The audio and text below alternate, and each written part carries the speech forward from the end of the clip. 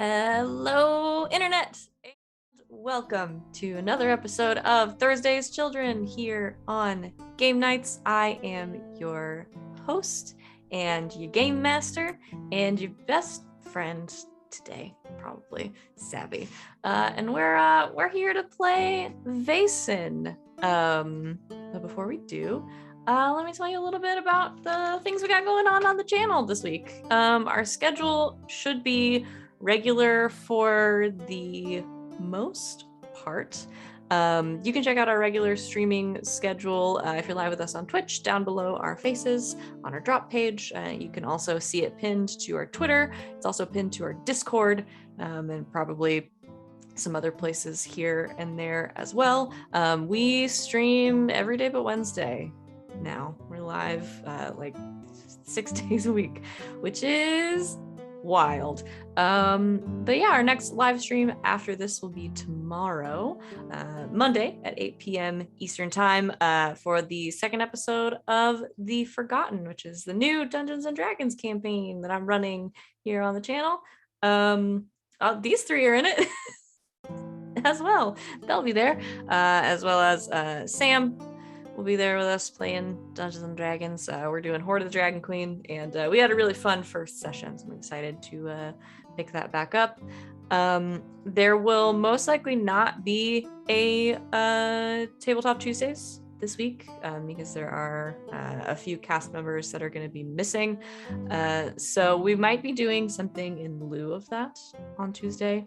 We will tweet that out, post that in the Discord, etc. when we know exactly what we're doing on Tuesday. But our next regular live show will be Monday, and then we'll be back Thursday for Elegant Magics, Friday for Neon Souls, Saturday for Saturday Night's Mistborn, and then back around on Sunday for something a little different and yet very much the same.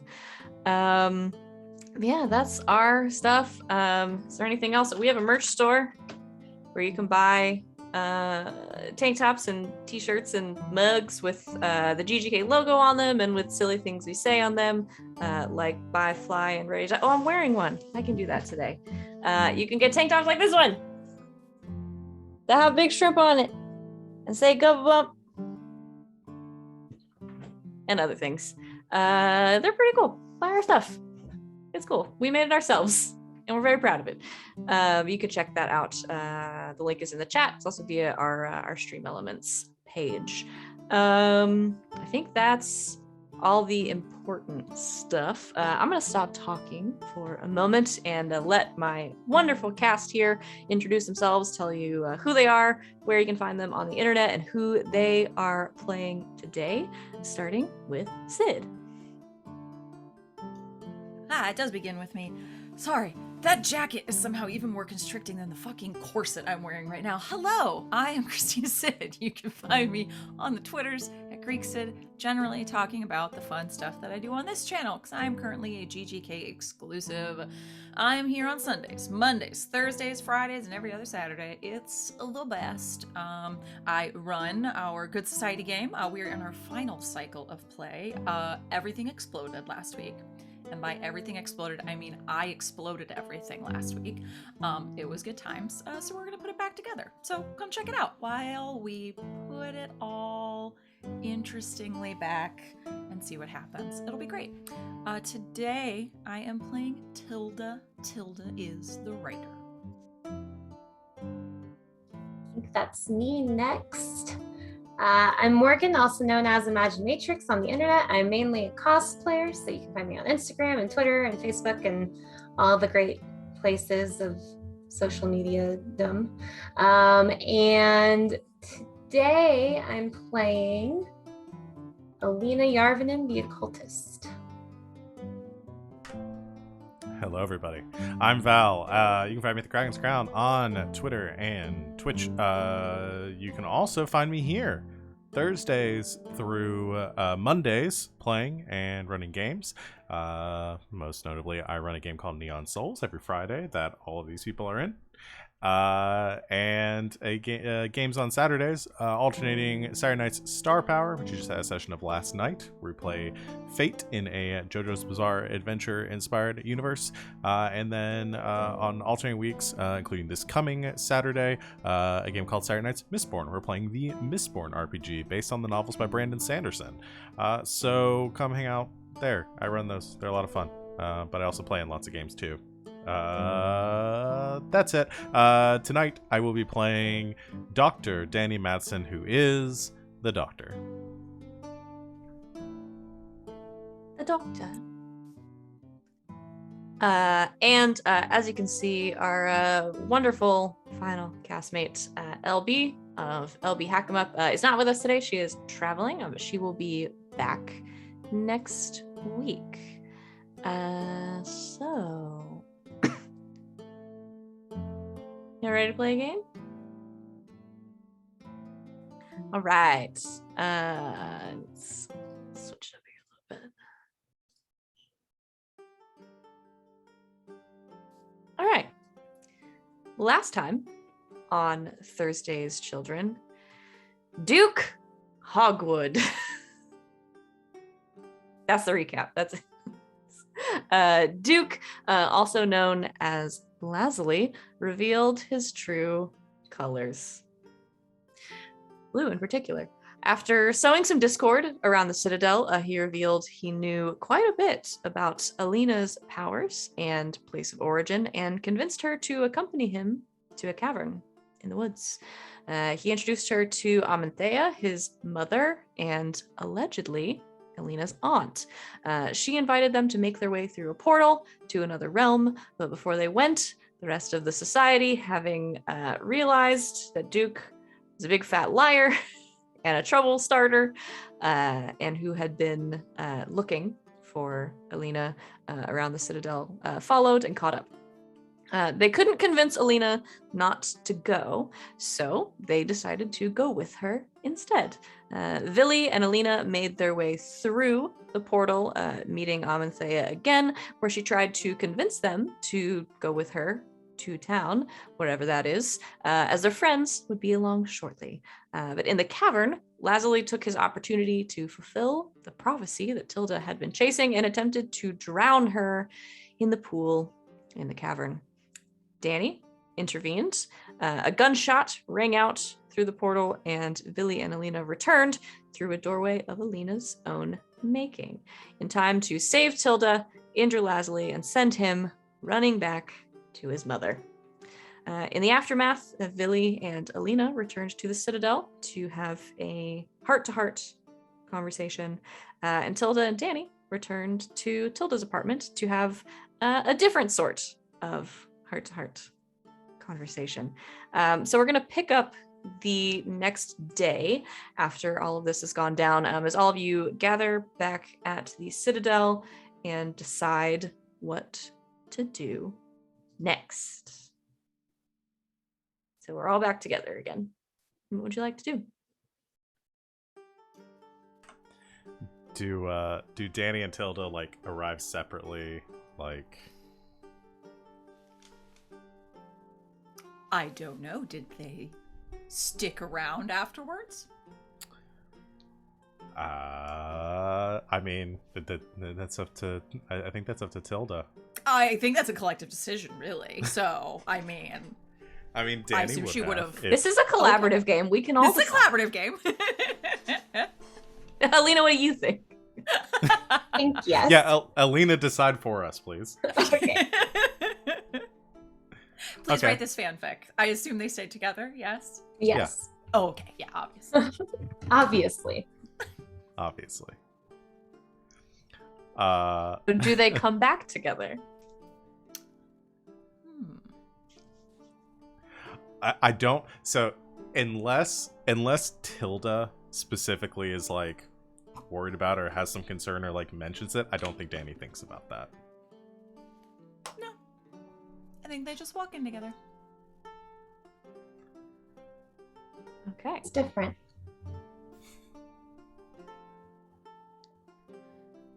I think a lot of things are different.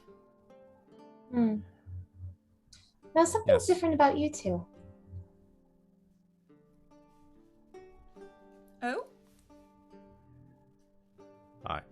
I don't understand. What do you mean? I'm wearing the same thing I always wear. Yes, you were wearing that yesterday too.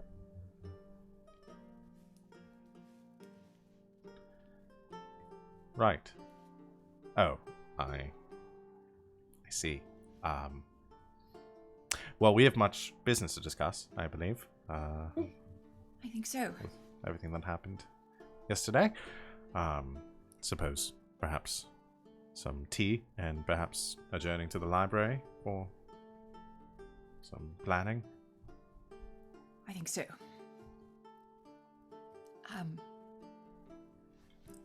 Alina? Mm-hmm.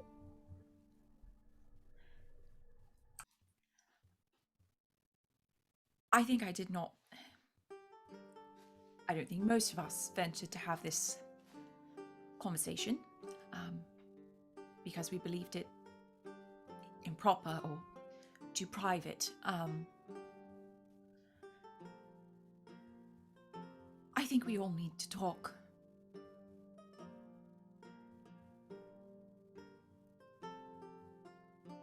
You did not seem surprised that that man said that you were, well, frankly, a Vason.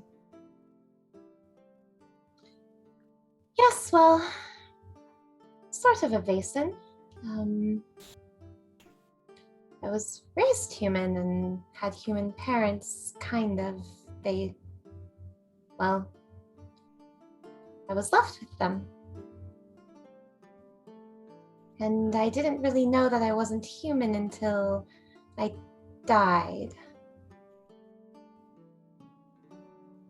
How did you discover that you were not human? Well, my friend told me, but it was kind of a feeling. You know, I kind of already felt like I knew it. May I ask who this friend was? You may ask. And you may decide not to tell me, I believe is the unsaid portion of the end of that sentence. Well, I could tell you, but I'm just not quite sure if everyone would be comfortable with them. Frankly, I think comfort is now the last thing on anyone's list. Understanding being the top of mine at this point, I think. Right. Well, then in that case, the friend in my head told me. The friend in your head? Mm-hmm. You know, the one that gave you the prophecy. They never really left. Oh. You're saying that you hear voices? No, just one. Are they here now? Let me ask. Are you here now? Alina, you ask and you wait for a second, and then you just hear kind of small, like a friend whispering in your ear. I can be if you need me. Yes, they were just wondering if you were here. And yes. Yes, they're here. Oh. I should suppose you could ask them how they knew that about me? The prophecy? Prophecy and all? Mm. Yes. Well, let me see. So when you first came here and then I came back to life, and before I was fully myself, you kind of said some things to Tilda, and Tilda was just wondering how you knew those things.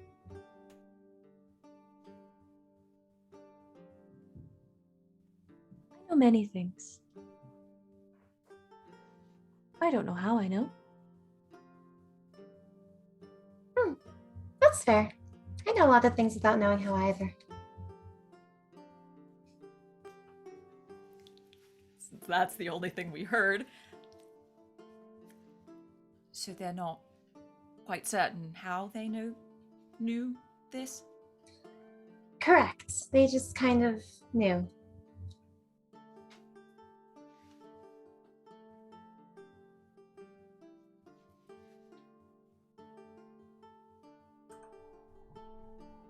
Well,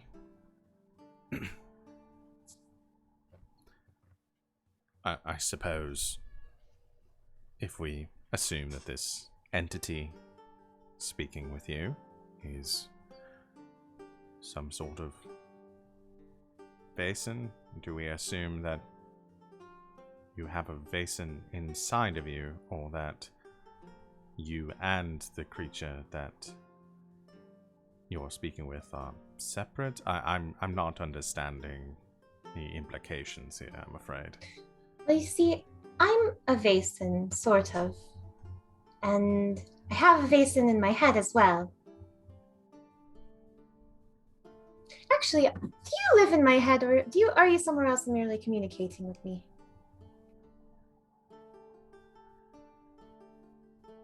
I think there is a moment of silence, and then the voice says,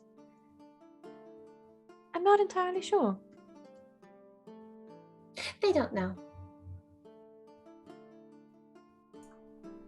Do they have a name? I've asked before and they didn't tell me. I was trying to think up a name for them.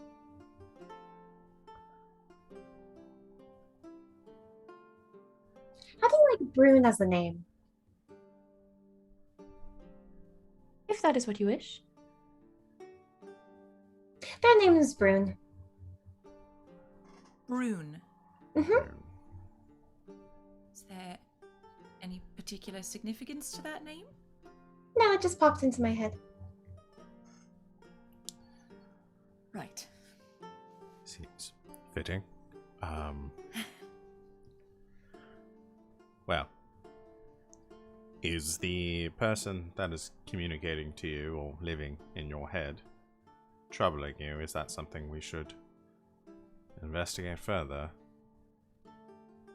No, they're very helpful. Alright. So, as I take it, given I'm probably the one here with the least understanding of everything that's going on, I would not bet on that if I were you, Danny, but continue. we have a problem that we still have to solve. It's what to do about the threats that have been levied against us. Specifically Tilda, and also you, Alina.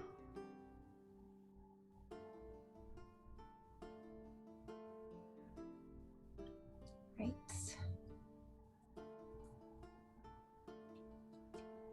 I don't understand much of how all of this works, but you accomplish some amount of warding around our citadel here. Perhaps we should do something similar at the cavern. Well, that's kind of the problem, is if you ward against them, it seems that you might ward against me too. So if you'd like, we can ward the citadel and the cavern against people like me, but I'll have to find somewhere else to live. Well, I don't think that's necessarily fair, do you? I don't. That. Perhaps we could find... Well, in the books I was perusing about the runes and protection sigils, it did specify very particularly about certain types of vasen, so perhaps we would be able to find a way to ward against all types except for an individual like you. That would be helpful. I think there's a sort of a larger issue, though, is, well, we can protect the Citadel. Alina, and Tilda, I don't suppose you wish to live out the remainder of your days in the Citadel. That'd be very boring. I think I would have to agree with Alina on that point. So perhaps we need to understand what it is they want, why they want it, and entreat with or remove the enticement for them to return. Well, they seemed to want a few things. They wanted to kill me. They wanted to bring Alina home.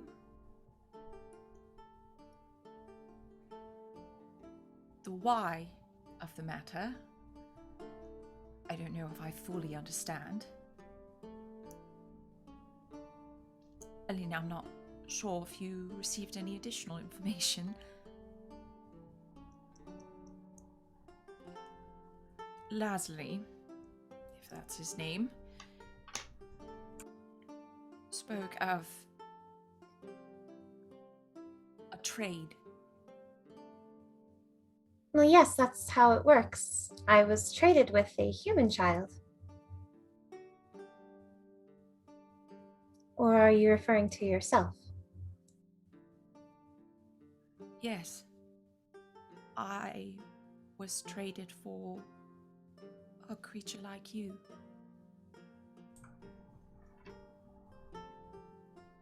And... But you're not there anymore.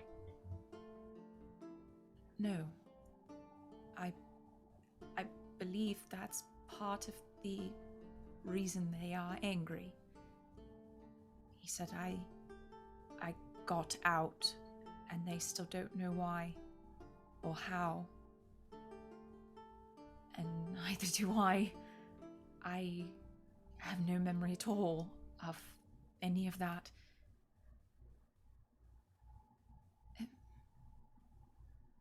At least I did not believe that I did. I thought they were the silly musings of a child. I thought I remembered music, beautiful parties and dancing. They were nothing more than something out of a half-remembered dream. I told myself I was being silly.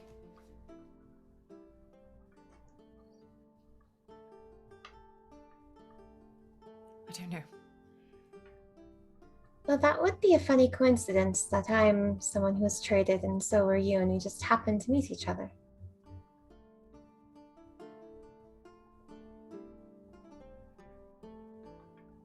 What are you suggesting? Well, it would be ridiculous to suggest that we were the same trade, however, with you being so much older than I am. However, time passes differently between realms, so it wouldn't be out of the question.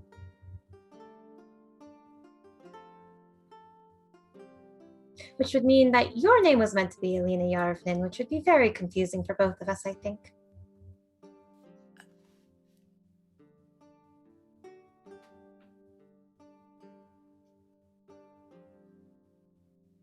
Tilda just sits down.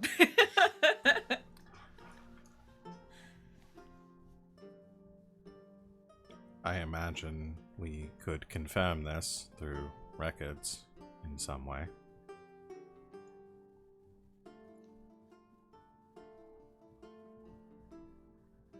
How so, Danny? Well, you weren't traded at the same time. Birth records may show discrepancies. Where were each of you allegedly born? I do not know. I was taken in at the age of 7. No one could Alina? ever tell me where I came from. Where were you born?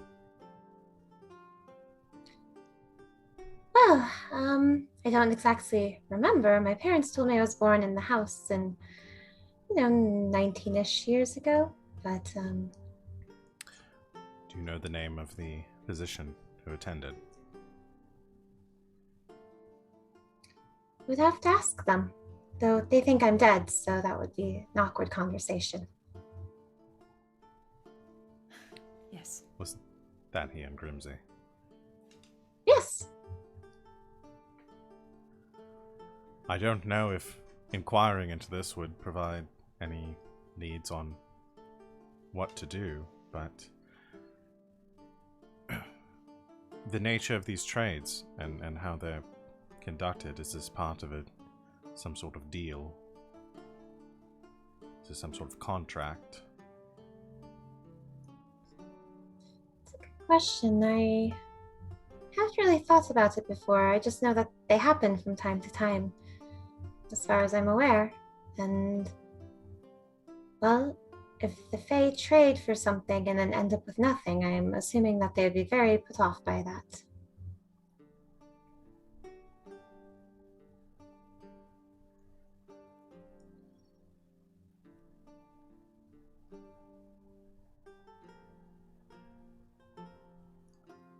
I wonder.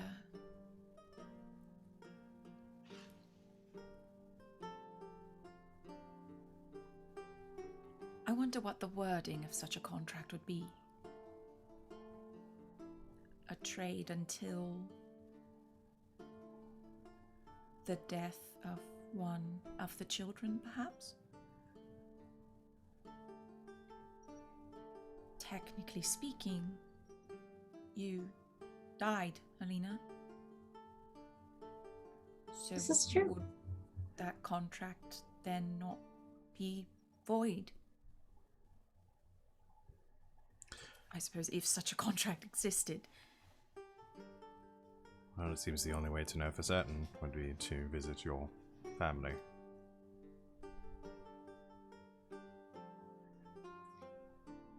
Yes, well, I was always excited to meet my family, but now I'm finding myself to be a little hesitant about it.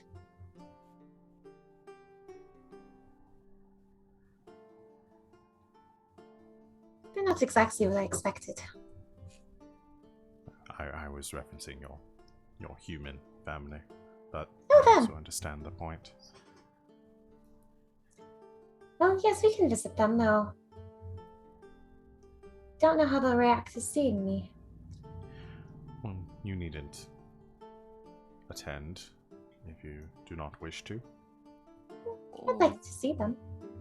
Perhaps you have a new talent, I suppose? You were able to change your face? Oh, yes. Perhaps you could make yourself look like someone else?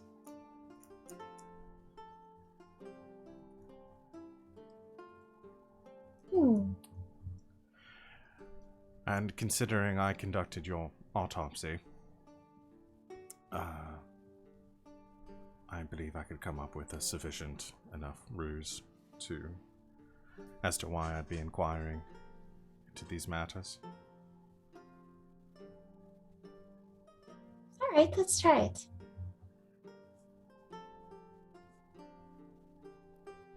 All right.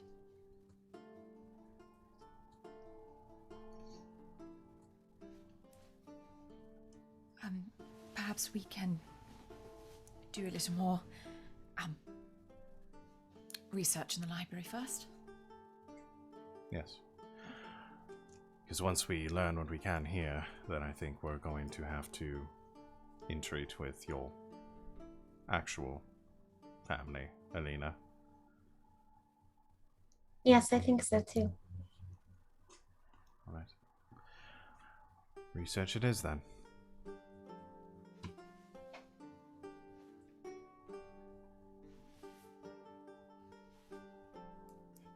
Hannah stands quickly and heads off to the library, as if trying to run away from this conversation. Research it is. Then, what would you all like to research? Changelings? The Fae? Fairy deals. Contracts? Yeah, I was thinking specifically like these sorts of agreements and how we might be able to get out of them or get out of this. Yeah. Let's see. I think that's going to be investigation.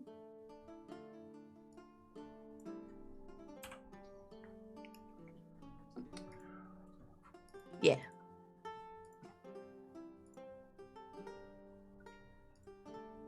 Can I use my crystal ball to investigate and roll with observation? Sure.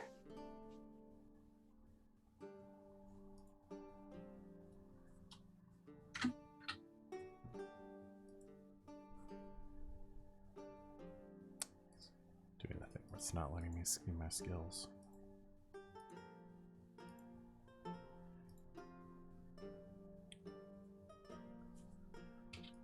Should we each roll investigation? Oh, you guys already rolled. Okay. One success.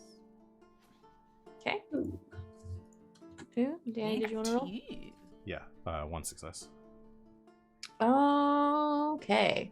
So let's narrow it down to some specifics here.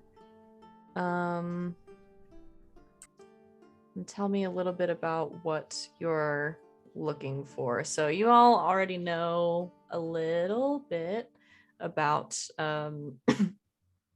fairies and the Fae.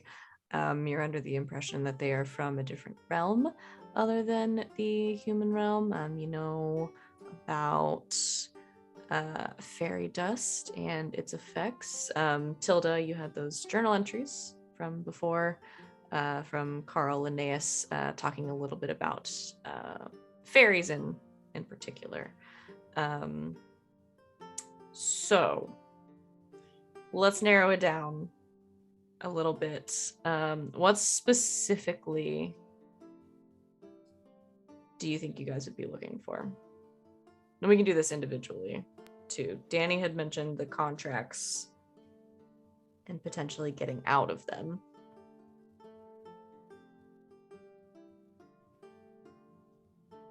Muted, Val. Was things like we mentioned the contracts, so researching those and how to get out. I was also thinking some sort of like warding or something against the fair. Like I was actually thinking of something like almost like warding people from specific type, like so like warding Tilda against Fae or against these changelings so that they couldn't attack and kill her, or also like some sort of binding or warding for Alina that would keep her from being able to be taken over if she didn't want to. But that's not really Danny's wheelhouse. I don't think that's what Danny would be researching. Mm-hmm. Okay. All right. Well, let's start there then, because everybody's got a success to work with, so we can do like 3 different bits here. So yeah, between the 3 of you, we'll start with the warding magic and the binding magic, which is either Tilda or Alina, probably more your speed. But between you can find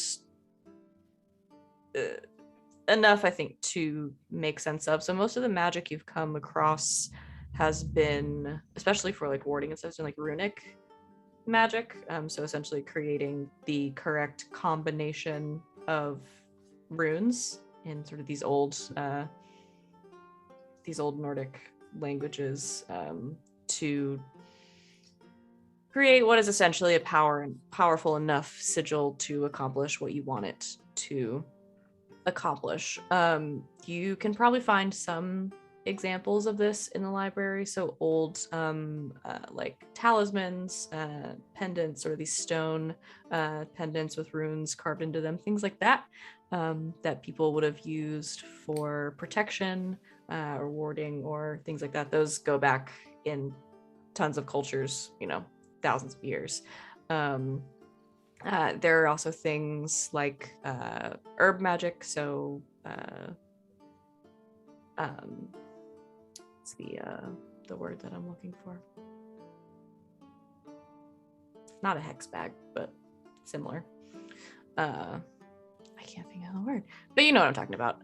So different combinations, and that's where you're getting into a little bit more like natural magic of like different combinations of herbs and bones and different sort of pieces from nature that when combined and either carried or worn or sort of burned in certain locations also provide protection. So there's enough there that in theory you could try to recreate it. It just depends on sort of what format or what shape you want it to take. Essentially, do you want to go with something that is more natural? Do you want to try the rune magic? Do you want to put it on a necklace? Do you want to put it on the wall? Do you want to put it in a tattoo? There's lots of different ways to accomplish that. It's just a matter of getting it right.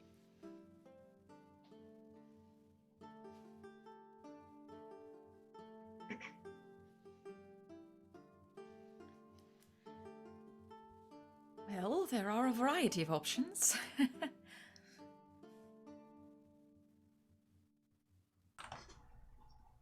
I suppose the question is what the effect both of you want is. Alina, some of these seem more permanent. If you have no interest in returning home. Well, I don't think something permanent would be quite right for me. Perhaps something I can wear.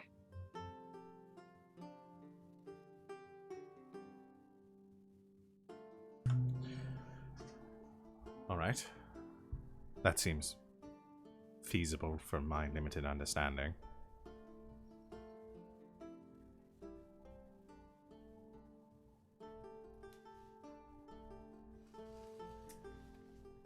Tilda picks up the clover.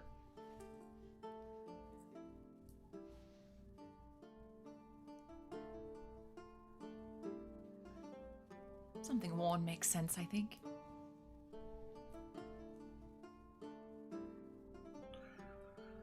Well, suppose the two of you maybe work on that then. I've been researching the contracts, and what I determined was... So, again, there's lots of writings and stories, and there's tons of legends about the Fae. Some of them talk about the contracts being actual physical written contracts. Some of them are verbal, some of them are agreed upon, some of them are trickery.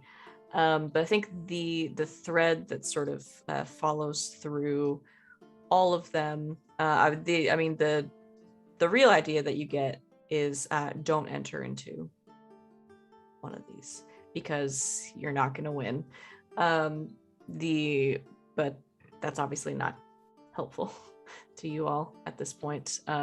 So the next best thing being, if you can find it in any sort of writing, that is preferable. but the sort of through line between all of them is that they're very they tend to encourage people to say, if you're going to do something like this, if you encounter one of these creatures and you have to enter into some sort of deal with it, to be essentially as nitpicky and specific as possible, because the more specific you are with these creatures, the less leeway you give them to find loopholes, twist words. A lot of them come down to wordplay. A lot of them come down to solving riddles, that kind of thing. But there is precedent that you can find for this sort of thing. Oftentimes there is some kind of trade involved, whether that be for service or for people, things like that. But I mean, there's not like a Fey legal textbook sitting around, but there are there are stories about them. Most of the time in the stories, the humans on the human side of the contract usually end up disappeared or dead, or a host of different things, many of them never heard from again.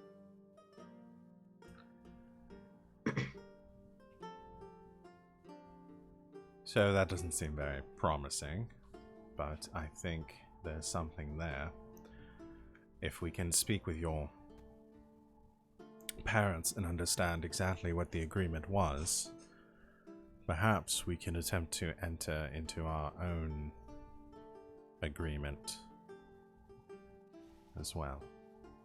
I find it very unlikely that my parents knowingly entered into an agreement with the Fae, seeing as, well, they don't really believe in any folklore or anything.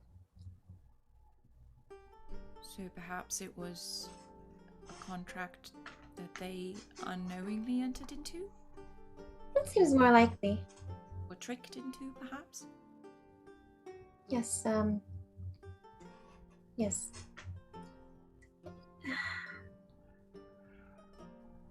Well, the only way to know for sure is to investigate.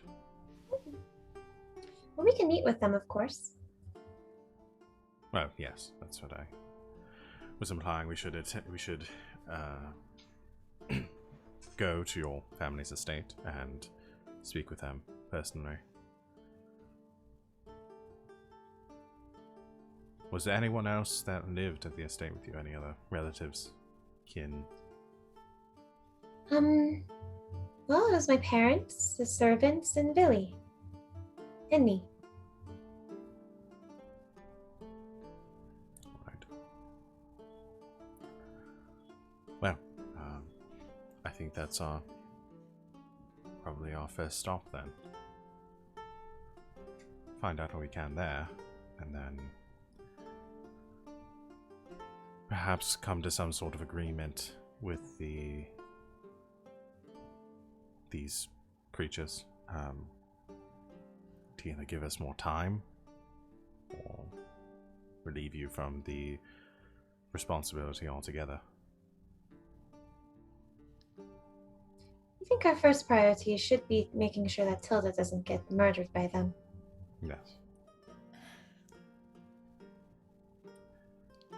I would like to be able to cross that off of our list. Yes. Right.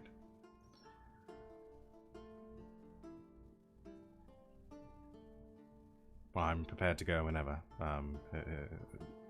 assuming you don't wish to work on the warding runes beforehand. Let's do that very quickly. Right. I'll prepare a carriage for us.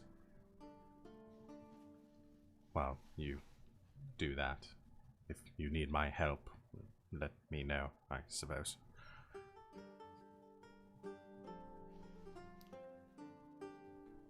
And Danni will go get make preparations for them to go to, is it Yarvanar? The Yarvanar estate? Yarvinen. Yarvinen estate. Okay, so Danny, you go off to make those preparations. Let us have. Who wants to try to make these runes, these talismans? What would we be rolling with? Probably learning. Can try. The funny part is that I am very good at that. Yup. You get like a bonus for our research into it? Or... Yeah, you can have an advantage for that, so it'd be 2 extra dice. Okay.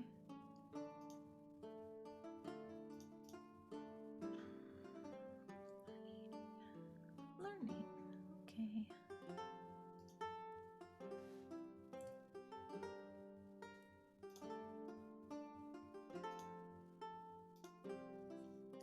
One success.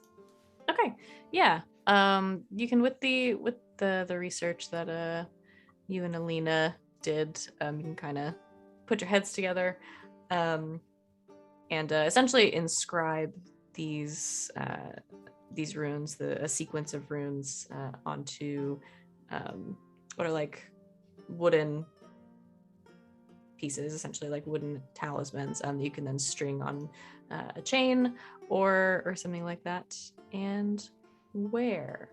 So we want 2 different functions here, correct? All right, what do we want them to do specifically?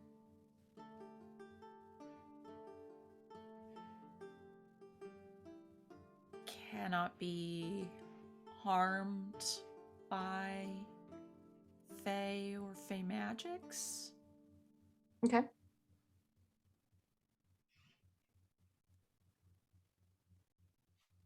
I mean, that'd be for Tilda. Mhm.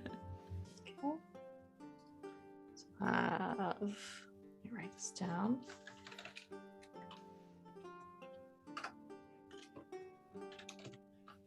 That's not how you spell that word. Okay, so cannot be harmed by Fae or Fae magics. Alina. I'm thinking like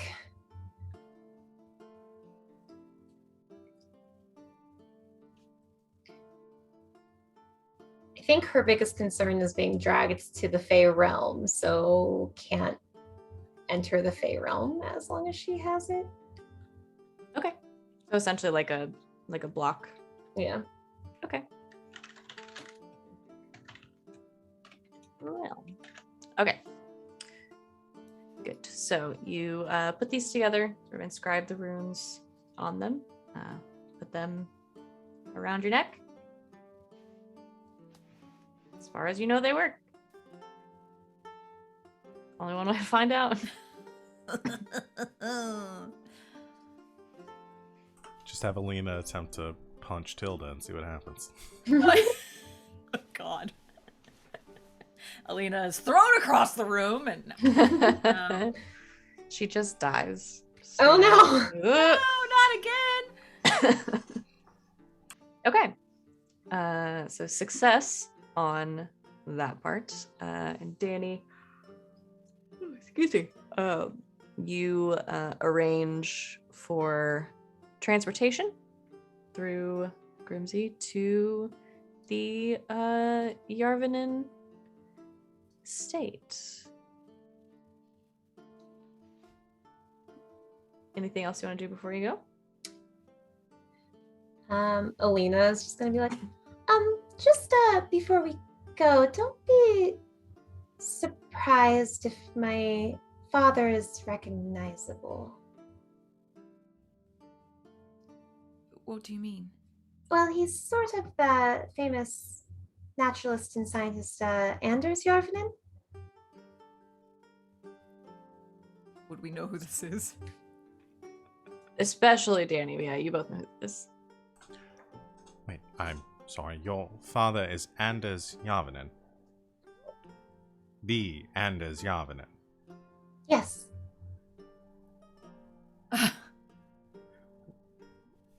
Well, Well, now I'm very excited for this. Please, can we go now? How is this not... How are we just learning that your father... They have the same last name. Well, yes, but it's a common last name.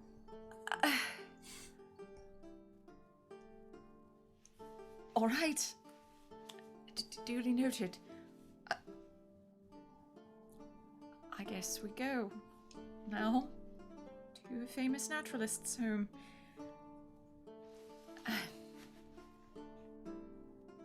Okay. You head out. It's not far to go, but you head out in a carriage to the estate of the Yarvinen family. Your dad's like the Norwegian David Attenborough. This is ridiculous. He's so famous. He's so famous. I was hoping it was gonna come up that he was famous. Awesome. Okay, so Alina, how long has it been since you have been home? Since I died, so I don't know how long it's been since. 7-8 months now? Yeah. Then yeah. Quite a while. I think Alina's going to take the face of her friend Karina, the old lady who lives in the woods. Okay. Okay. I like it. Okay. So you focus for a moment and turn yourself into... I won't make you roll for that because you know her really well. You turn into Karina. Did it work? Do I look like her? Yes. I don't think I'll ever get used to that. I'm sorry. May I? She's like, puts a hand up to like poke your face to like see how this works. May I? Mm-hmm. Does it feel like wrinkly and stuff? Or does it feel like... Yeah, it Alina's feels like an old face. It's absolutely fascinating.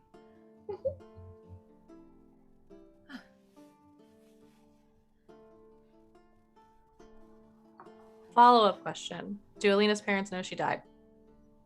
Yes, they're under the impression that she has been dead. That she's still dead? Okay. Okay. So you pull up a short time later outside of this estate. This family is clearly very well off. It's a very nice place, sort of a small bit of grounds outside. If you can see sort of a groundskeeper tending to some of the plant life. Very well kept in general. Estate. You enter through the front gate. There is a man having a hard time with the rest today. A valet nearby who will sort of take the horses and keep the carriage sort of nearby while you are visiting, and you make your way up to the front door. Ring the bell, I assume, or something. What'd you say? I have an idea. We shall follow your lead. Okay, ring the bell. A few moments later, the door is opened by an older woman. She's got salt and pepper hair, sort of pulled back in a bun, in what looks to be some sort of like housekeeper's garb. She sort of stands up straight, sort of gives a little bow. Alina, you recognize her. I don't know what her name would be because I don't come up with names beforehand, but this is sort of basically the head housekeeper your parents have employed for quite a long time. What's her name? It's a good name. Greta. Greta is good.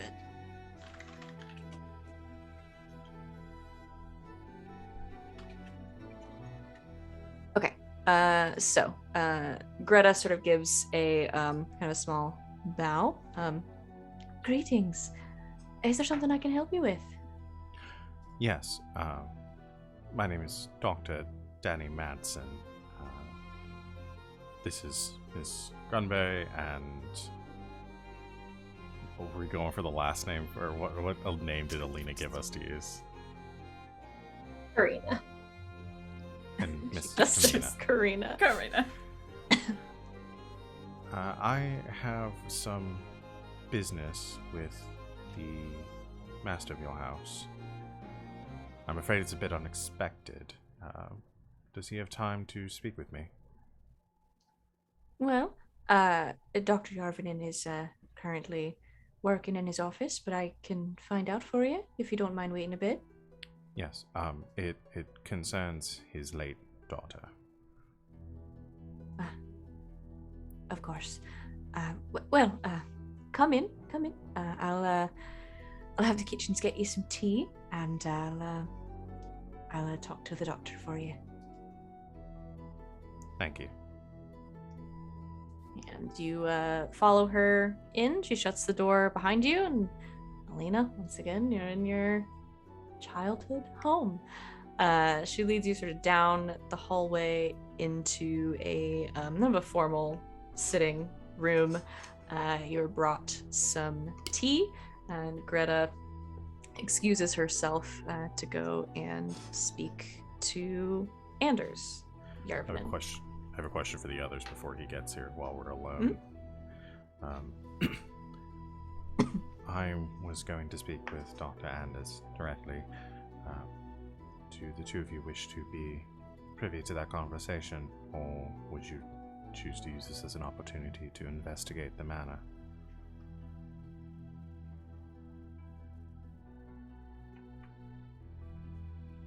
I might wish to take part in the conversation if you don't mind. Alina, you may actually be the best possible candidate for investigating, as you know this house quite well, I would assume. Right. I was hoping to see my father, but yes, I can investigate. You could see him and perhaps excuse yourself. All right.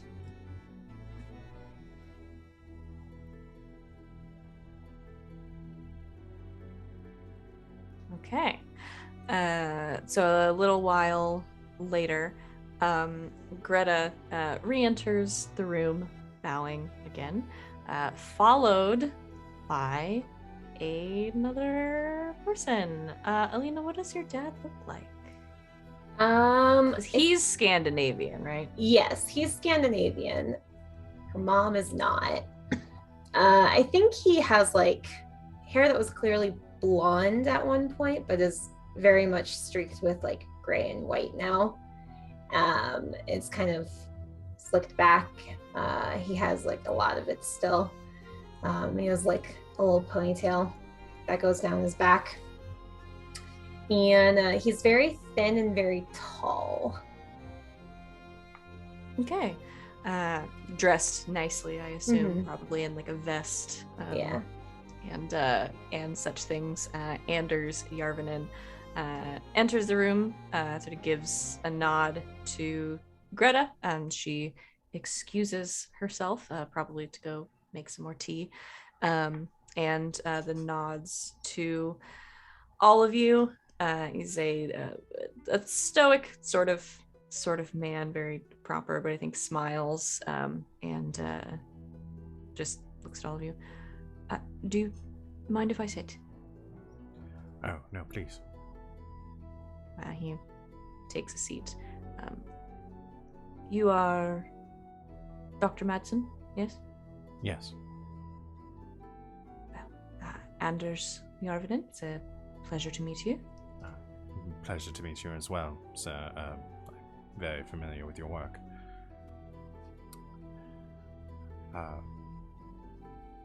I don't mean to trouble you unexpectedly with rather sensitive matters, but I conducted the autopsy on your late daughter, Alina. Yes, I thought I recognized the name. Yes. As you're aware, Grimsey holds a rather sizable research institution at the hospital. I would have come sooner, but I was caught up with business that took me out of Grimsey over the past few months, and I noticed some peculiarities with her autopsy, not related to her cause of death, but other significant factors that I thought would be beneficial towards the medical community to investigate fully. I merely had some questions for you, if you would be so kind as to entertain them. I'm gonna have you roll. Yeah, I think manipulation. Perfect. I get +2 to manipulation when cheating or deceiving. This seems deceptive, Okay. sort of at its core. Alright. Wow. Okay. 0 successes on 8 dice. Push. Yeah, I'm gonna push. Okay. So I'll go with hopeless.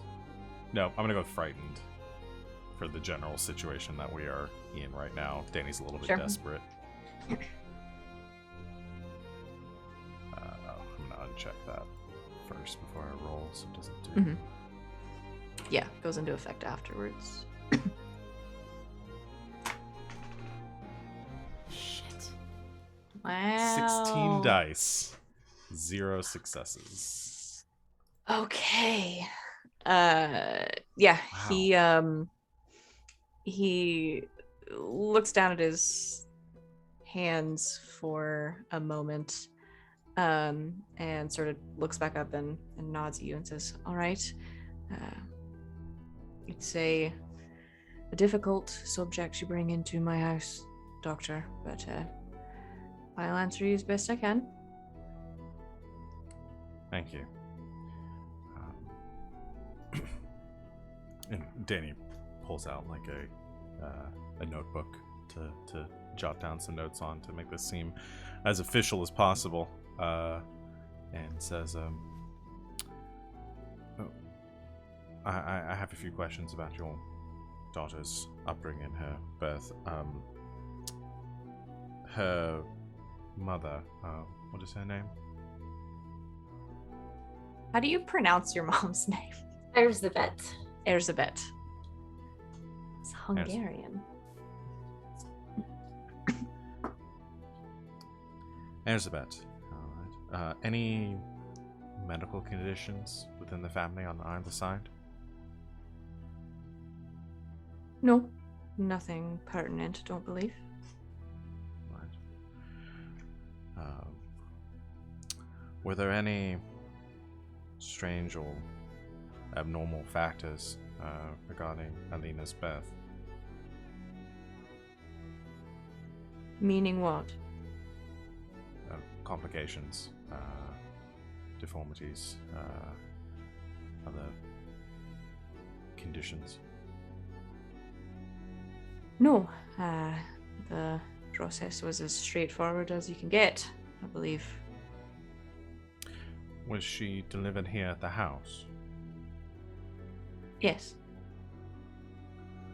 And who is the attending physician?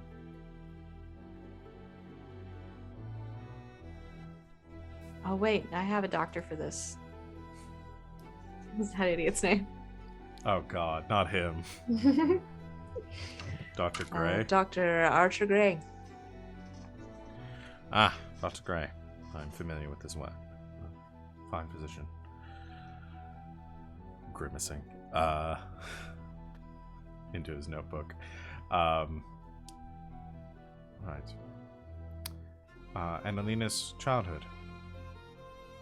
Anything out of the ordinary, medically speaking? No, she was a healthy, happy girl. The 19 years she got to live.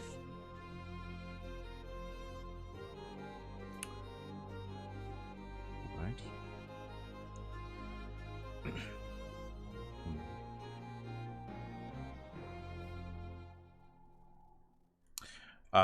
Can I don't know if I'm the person that should be doing this, but can I get a read on his disposition here? Sure. You can roll observation. I'd kind of like to do the same, to be perfectly honest. Sure. Tilda's a little frazzled right now, but like is going through her head like, this could be my father. Is this my father? Does he look like my father? He doesn't look like my father. 4 dice and I get a success. Okay. Fuck this game. Well, we're almost done with it. Holy 3 shit. successes. Sid was hiding them all. Sorry, I've been hoarding them apparently for the past several games. All right. So you only need one. He is.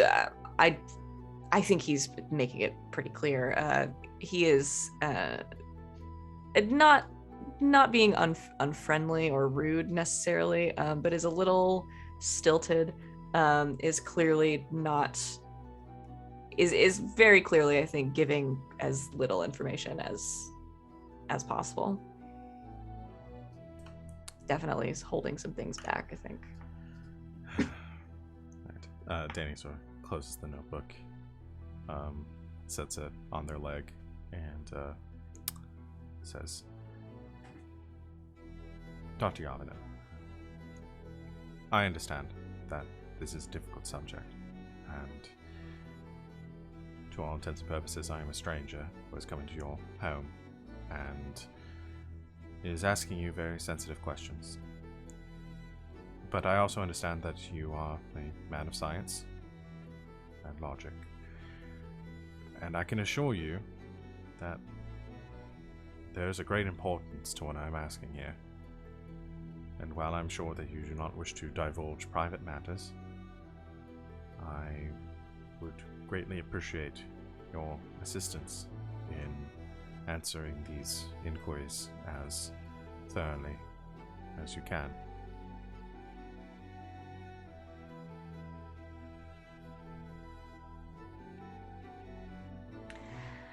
He thinks, roll hard.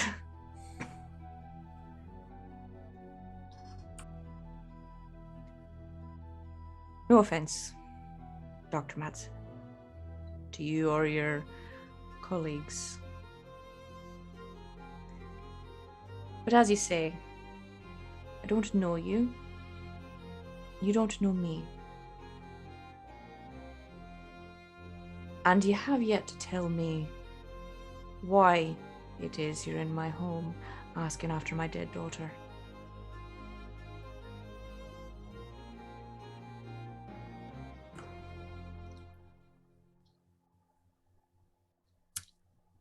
I think Alina is gonna step forward and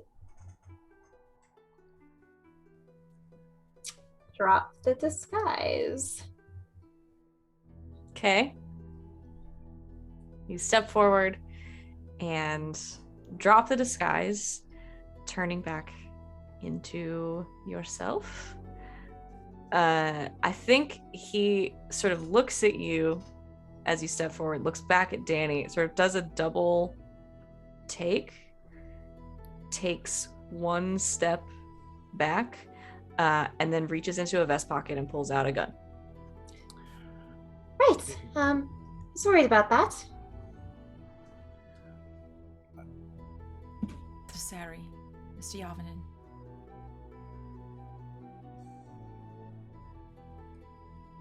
What Hello, is Father. this?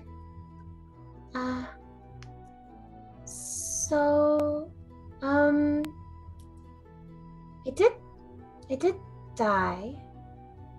And then something happened. We're still not quite sure what. And I'm back. And I didn't want... Well, I think we all know I didn't really belong here anyway, so I didn't want to be a burden on you and Mother, so I didn't come back. Have you roll a big ol' manipulation? Oh God.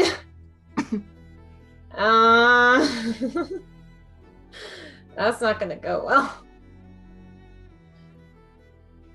I'm just double checking if I have anything that can help.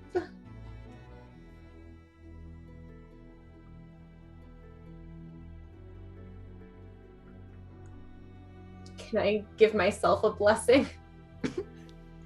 I don't think so. Okay.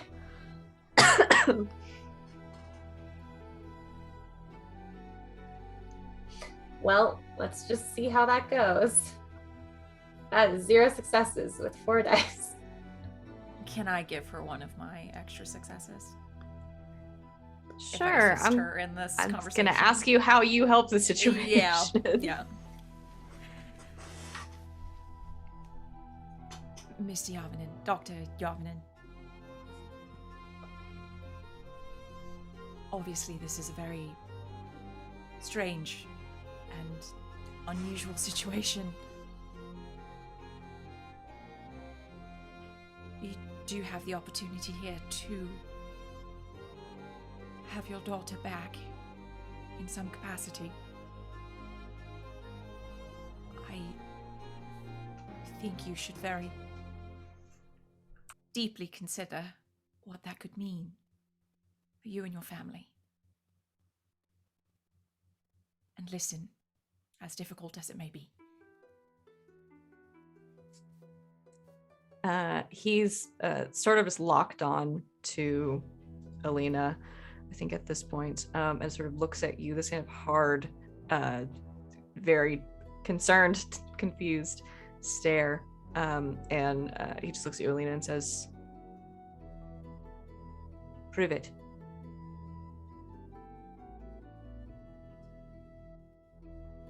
Well,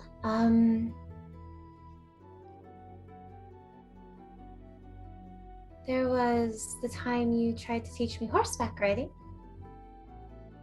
And you were surprised by how the horses reacted to me. They were very friendly and calm. And you put me up on a pony and I fell off almost immediately. But she caught me.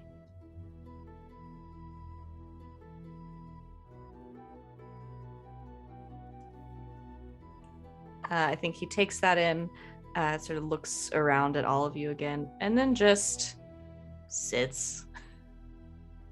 Just sets the small pistol on the table and just looks a little pale. Explain. Well, you don't really believe in things outside of what you can perceive with science, but there are things out there that are inexplicable or strange, and well, I'm sort of one of them. But well, I'm not sure how I came back from dying, but there's another family out there, a different family that has some sort of claim over me, and we're trying to figure out why.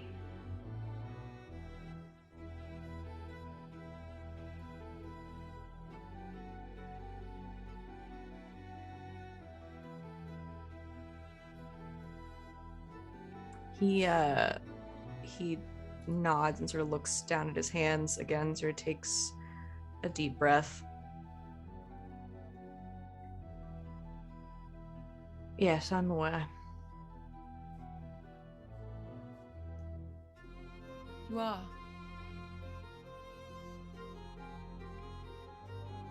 Well, not as aware as I thought, but aware of this other family.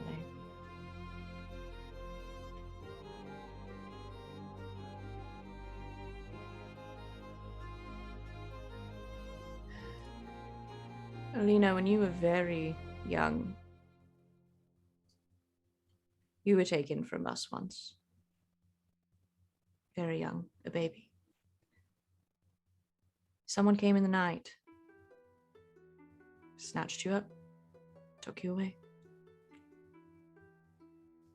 We assumed it was because of my work, because of the money, something. They wrote to us and agreed that for a price, they'd give you back. So we agreed.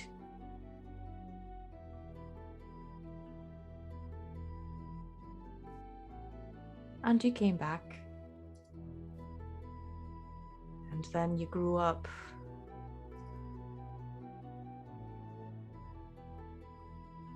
Well, you grew up looking like you do. And I chalked it up to recessive genes. A great grandmother somewhere with red hair.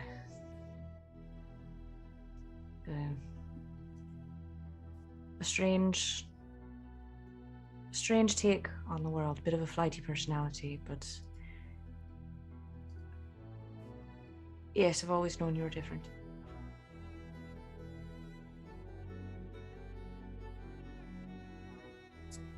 And you still raised me as if I wasn't different. Yes. You're my daughter.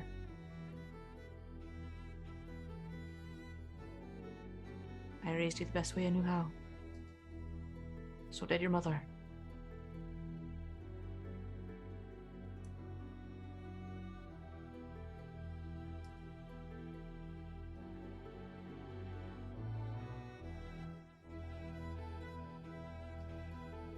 Now you're telling me you can come back from the dead. Not on purpose, but Well, even as an accident, I'm sure most people would consider that ability a blessing.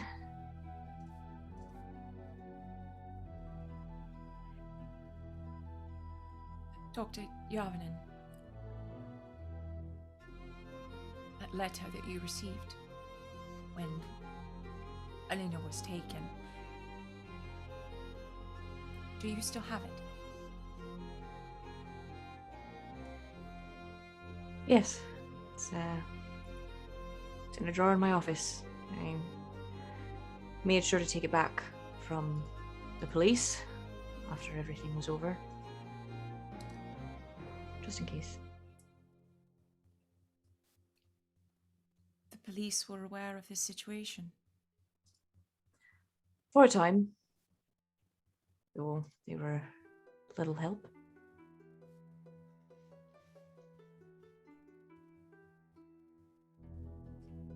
It may seem strange to ask, but might we see it?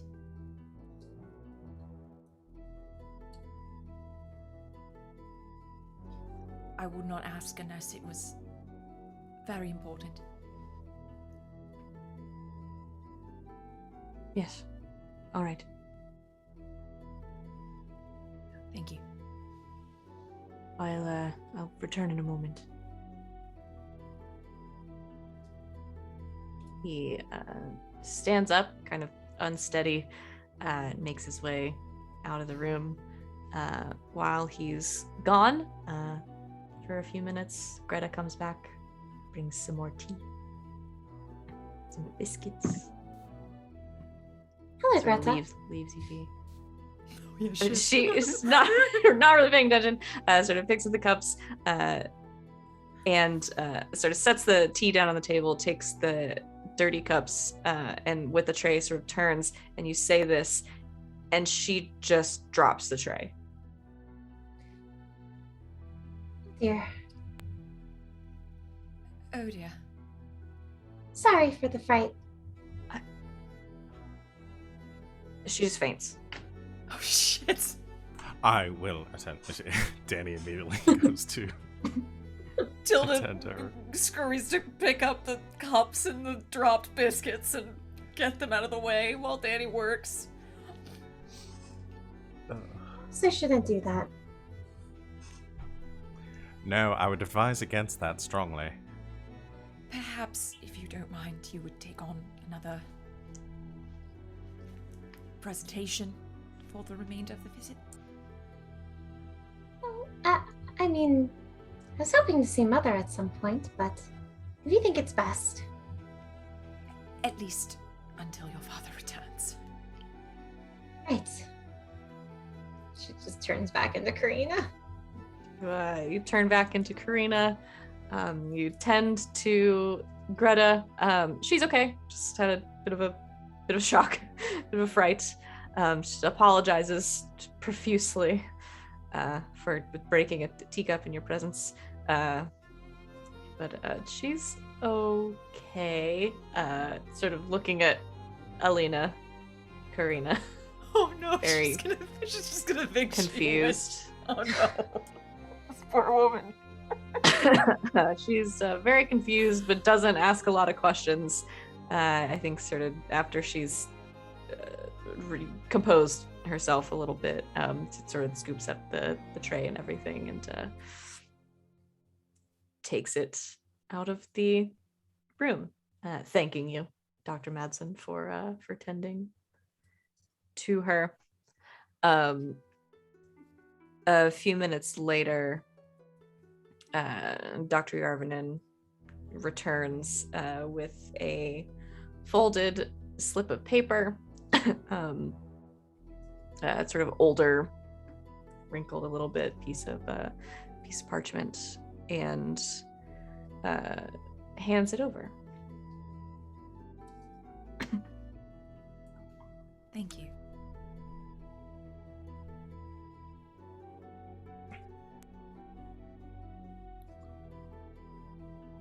It's blank.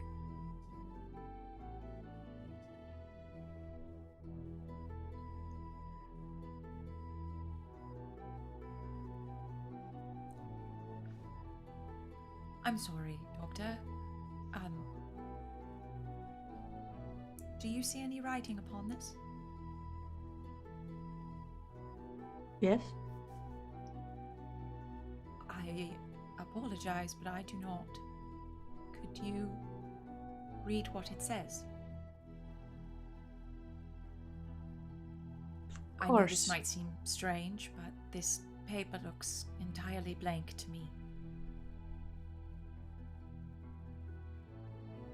I am not going to speculate on the health of the eyes of someone I've just met. Takes it back and reads it out. It's a very short missive. It essentially what it says is Alina is ours.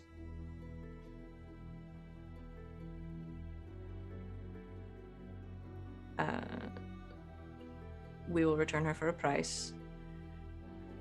And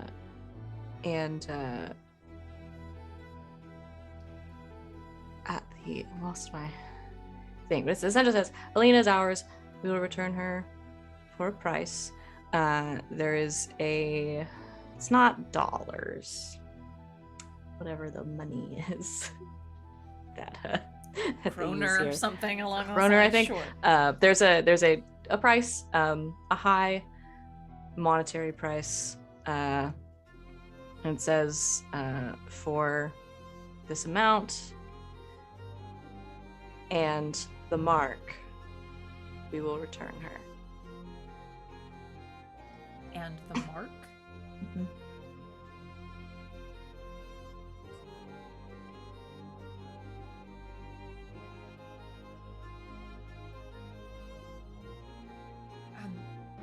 This mark.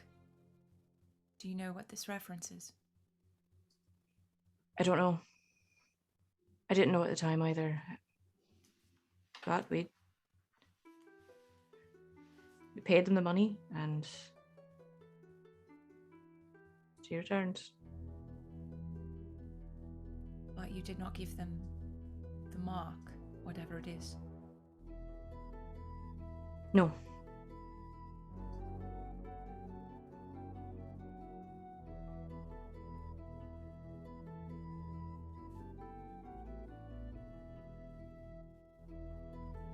I see.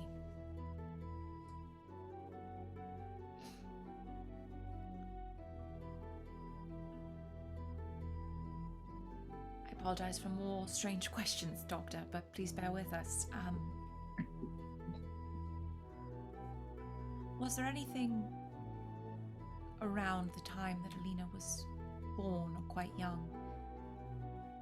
Something new that you may have been working on or discovered in your work?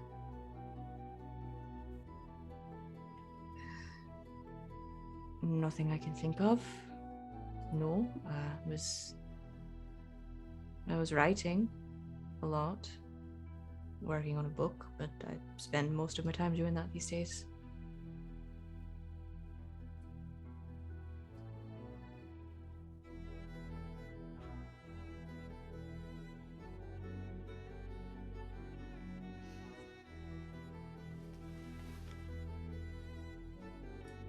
Tilda sits. Thanks. Out of character, so this is what they did. So they didn't receive whatever this mark was, so they returned something, but it wasn't their kid, it was a changeling.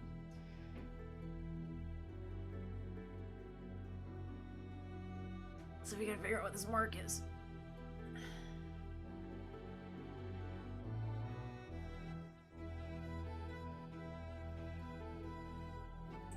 This isn't something any of us would have any knowledge of in the research that we've done about changelings over the last... You did do a lot of research.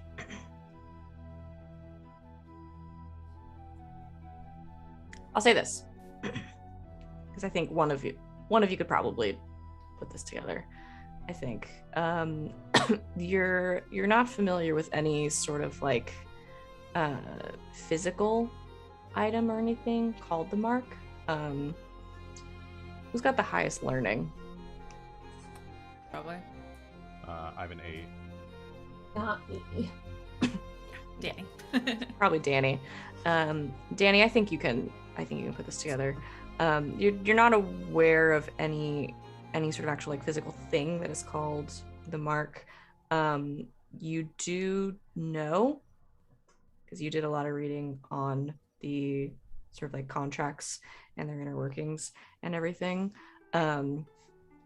Oftentimes in the descriptions of people that were taken, like deemed, special enough to be taken by the Fae for whatever reason, are referred to as marked. Or they will mark people for specific purposes. Okay. So the implication here being Danny might figure out that the mark is more so something they did to Alina when they returned her, and less so something that they would have given. Mm-hmm.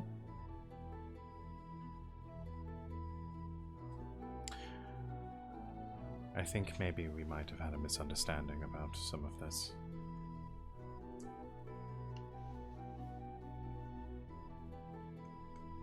How so?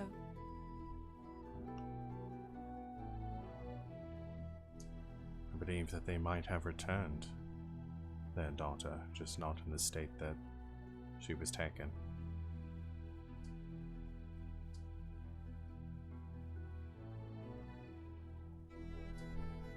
So Alina is their daughter.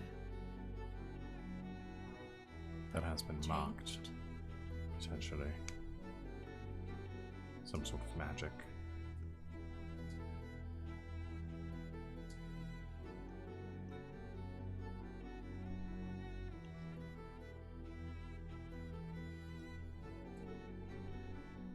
there's more here we're not understanding, but I think there's only one, well, a few people that would have the answer to that. I think we should speak with them. On our own terms this time.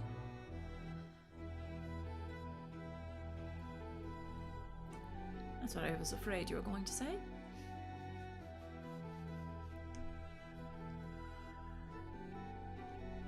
Right. I have an idea. I would like to use my erudite ability to speak something into existence, if that's possible. Sure. I can't make up things about Vaesen, but could I make up something tangential to Vaesen? I was thinking about yeah, depending what it is. You have to roll though, right? Yes, I do. So I have to pass a learning test. So should I roll that first? Yeah.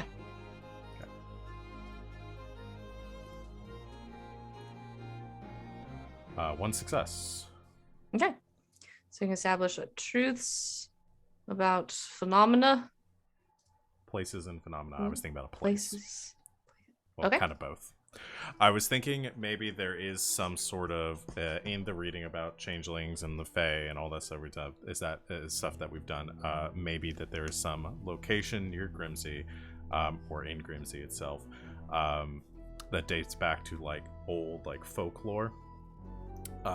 Some sort of special like meeting ground between Vaesen and people, where a lot of people that do these sorts of deals would like conduct these rituals or conduct these like agreements, but it's some sort of like neutral space that has been like that the legend is that is like magically sort of warded against like violence and things like that.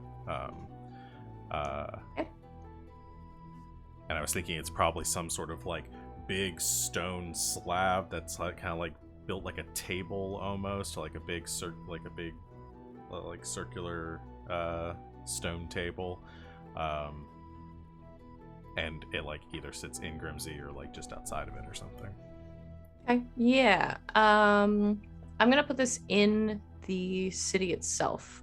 So on the south side of Grimsey, very near the gate to exit, there's a large. It's now it's more like a plaza, but it's essentially a crossroads, where in the center sits this like carved stone slab that has been there pretty much since the inception of the city. Probably used to be sort of at the center of Grimsey when it was just a town, and the town has since sort of expanded all northward, so it sits on the edge now. And there's just a little marker by it explaining that no one is to touch it, that it is left there out of respect for the Vaesen of the area. Yeah, I think it's like colloquially referred to as the Gray. Sure. That exists.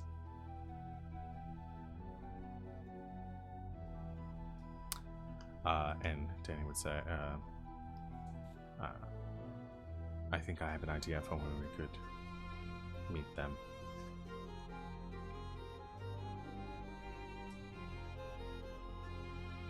But I suppose Dr. Anders, Dr. Yavine, this is something we will accomplish on our own. I don't wish to inconvenience you any further.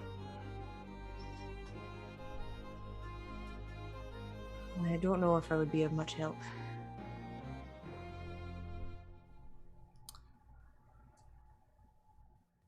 She is your daughter, so however you wish to be involved.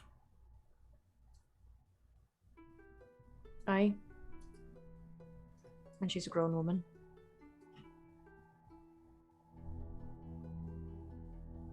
Right.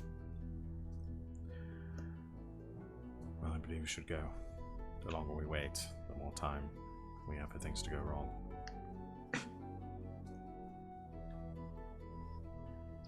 It's nice to see you, Father.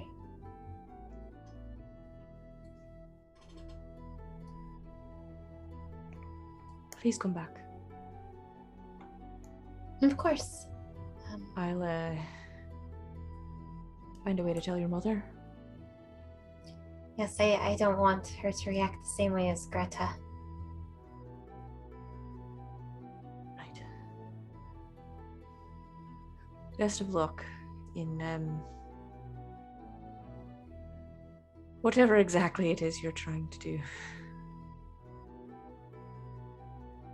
And should you need assistance, resources, hell, a place to stay, our doors are open to you.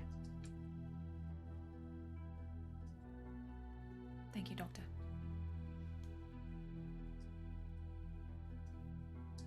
He hugs Elena very tightly. Please be careful.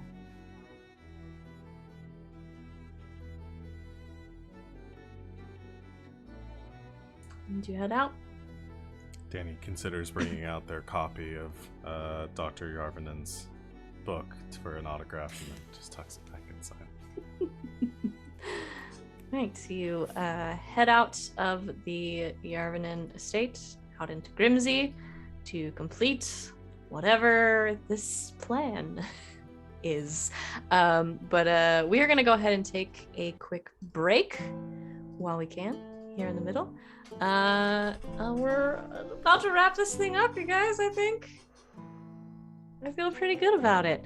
So thanks everybody for hanging out with us so far. We're gonna take a quick 5-minute break and get something else to drink and maybe get a snack. I need some more water. And we will be back in just a few short minutes for what I think is gonna be the conclusion of our little story here. So stick around and we'll see you soon.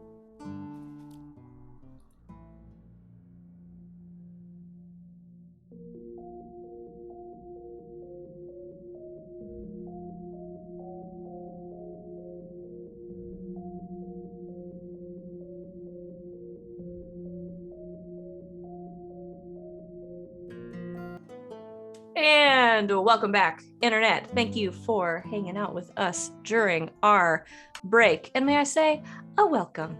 Raiders, thanks DS Dungeon for the raid. We're so glad you're here. It's good to see you. Hi. We are playing Vaesen. It's, I think, wrapping this little story up before we move on to something else. So let's get back into it.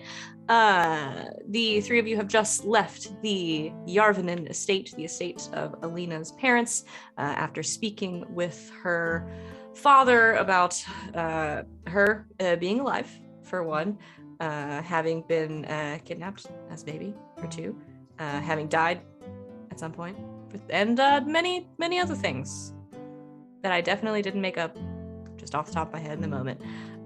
So Danni has just spoken into existence the gray, this large sort of stone. We said it's like a slab type deal. Yeah, okay. I think it's just like this big ancient stone slab, maybe some like really faded runic engravings along the top of it or something. Okay. I'm seeing Which I like then Lion Witch in the wardrobe, like big old ancient table. That's Yes. kind of what was in my brain. So we're gonna combine Val's aesthetic, which is ancient stone runic tablet, and mine, which is deals are made at crossroads. And we'd put them together into a very nice artifact here. So if it was let's... my aesthetic, it would be glowing purple. So just let's. You're not there yet. You don't know what it does. You leave the estate, and Danni has said they have a plan. So I assume they're going to clue in the rest of the team here about said plan. We can start there. And that's my plan. Just kidding. You didn't. But in say case anything. you you just said that was my plan. What? I'm so confused. No, I was doing the thing where I speak in my head first. Right. The Ashley wives are not here. Please don't do that. I think if the legends are true, the Grey would provide us with some amount of protection from their magic and their influence. It would be a meeting ground place for us to speak with them on equal terms. However, we will need some sort of bargain to come to the table with if we are to release both of you from your whatever has marked you. I still don't quite understand whether Alina is who either of you truly are and your relationship to each other and the Armanin family. But I think the only way to find out would be through conversing with them and understanding what it is they want. I think we need to even the playing field a little bit. How so? Alina, this may be asking a great deal of you.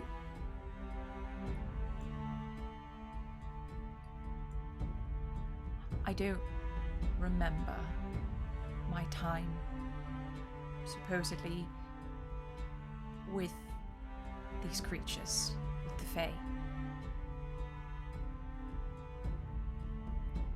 Do you think you could help me to remember? Well, I don't see why not.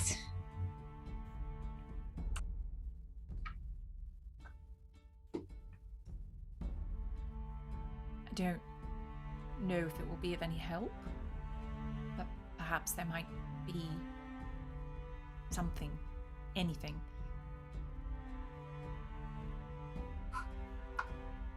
I'm willing to try, if you are.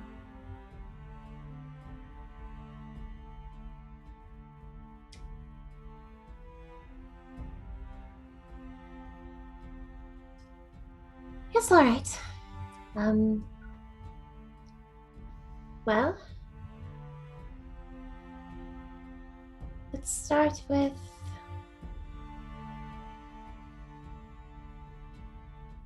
this. And she holds out her arm and presses her thumb to like Tilda's forehead. Okay. And starts channeling magic to see if she can bring some memories to the front. Okay. Yeah, let's roll observation.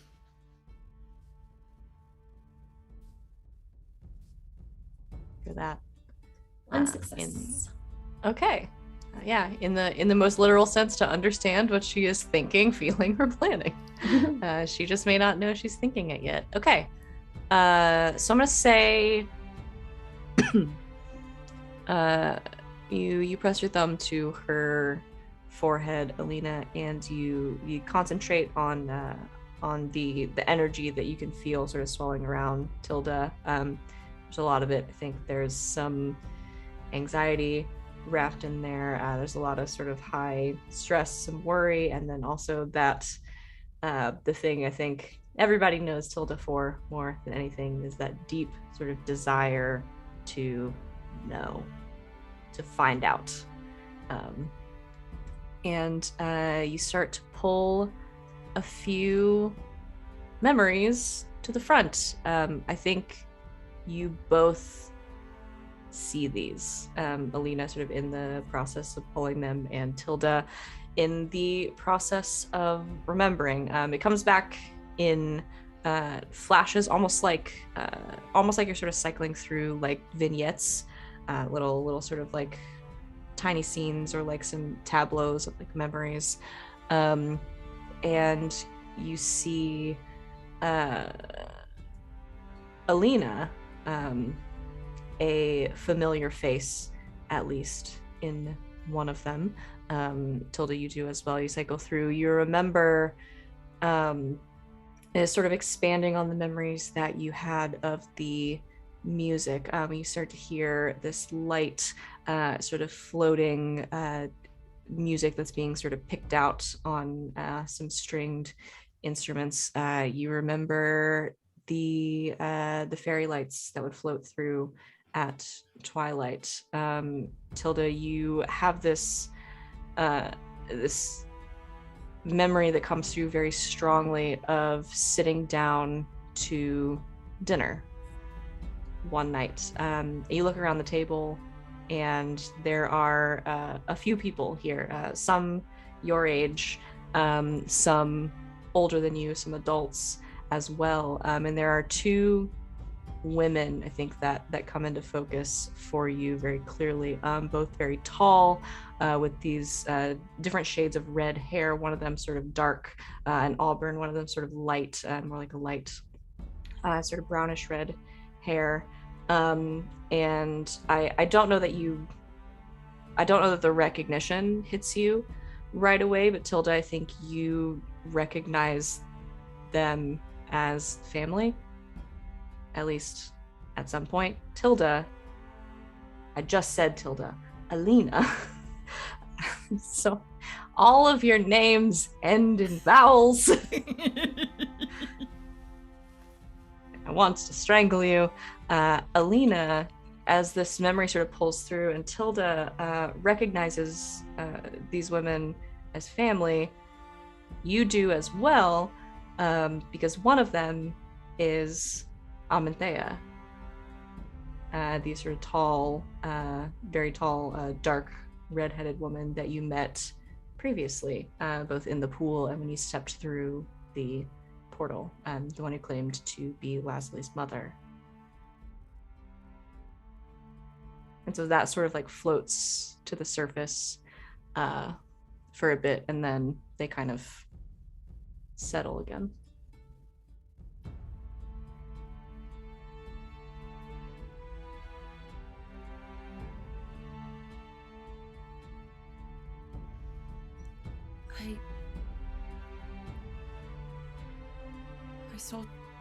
I saw two women. Mm-hmm. Me too. You did? Mm-hmm.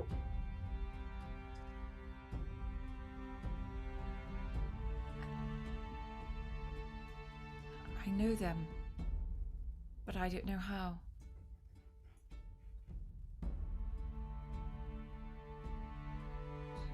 Well, one of them was Amenthea, who was Leslie's mother. And, allegedly my aunt?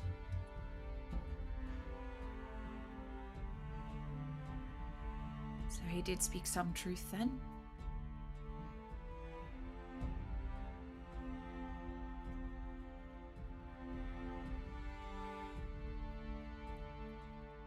Why do they feel like family?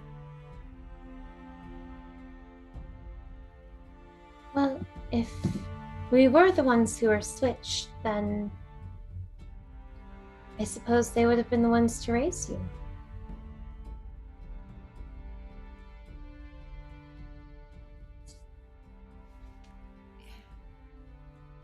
I don't know that we were. The letter said that you would be returned, but marked. I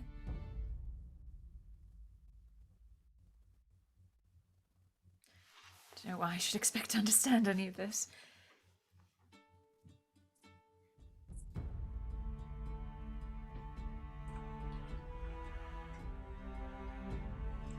The letter was very vague from the way we interpreted it. There are many ways in which they could have deviated from the understood meaning. I know many of the legends have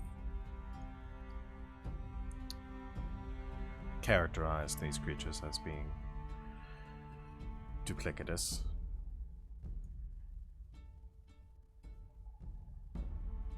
Perhaps they marked you and returned someone that looked like that child.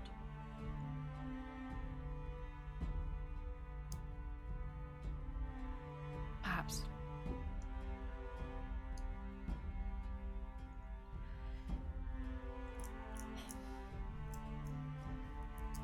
Perhaps we should prepare for this conversation.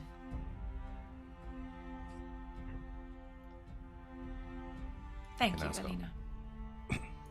Oh, for the memories? Sure. Great. Even though they weren't so great. Why?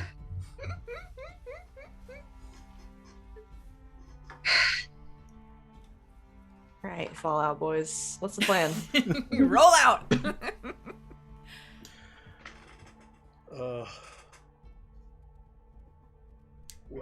I don't know. It might be beneficial to talk about this a little bit out of character because I'm trying to decide like what our offer is going to be here.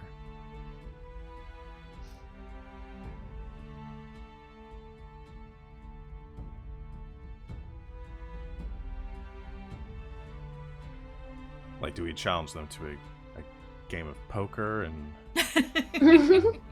winner gets to go free? You want to play poker with the Fae? Oh no. You ever dance with the devil in the pale moonlight? Do we have any secret talents across our group that we could use to win this? Let me see what Billy has, because in theory you could take her with you.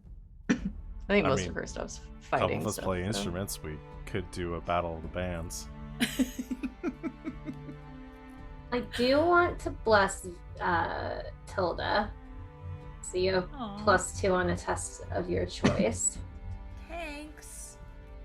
Okay, literally all of Billy's talents are for fighting or running away from fighting. Oh,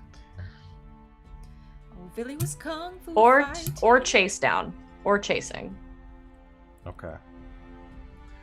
I mean, she's not here. We could just throw LV's character and do a cage match, the winner take all. I am not gonna sit here and fight myself. I will do it purely narratively. I will refuse to roll dice. Well, here's what we do then.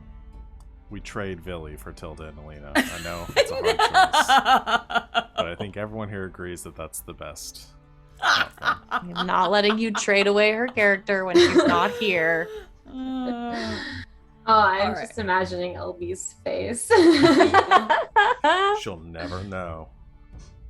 Yes, Oh, she'll 'cause know. it's not as I tell if her. she does the highlights for these shows. Not for this one. She's out of town this week. Okay. I would snitch. I Of course. could hold a seance to predict the future and see what we do. So that we can get an idea. It's the most roundabout way of let me ask the DM what we should do.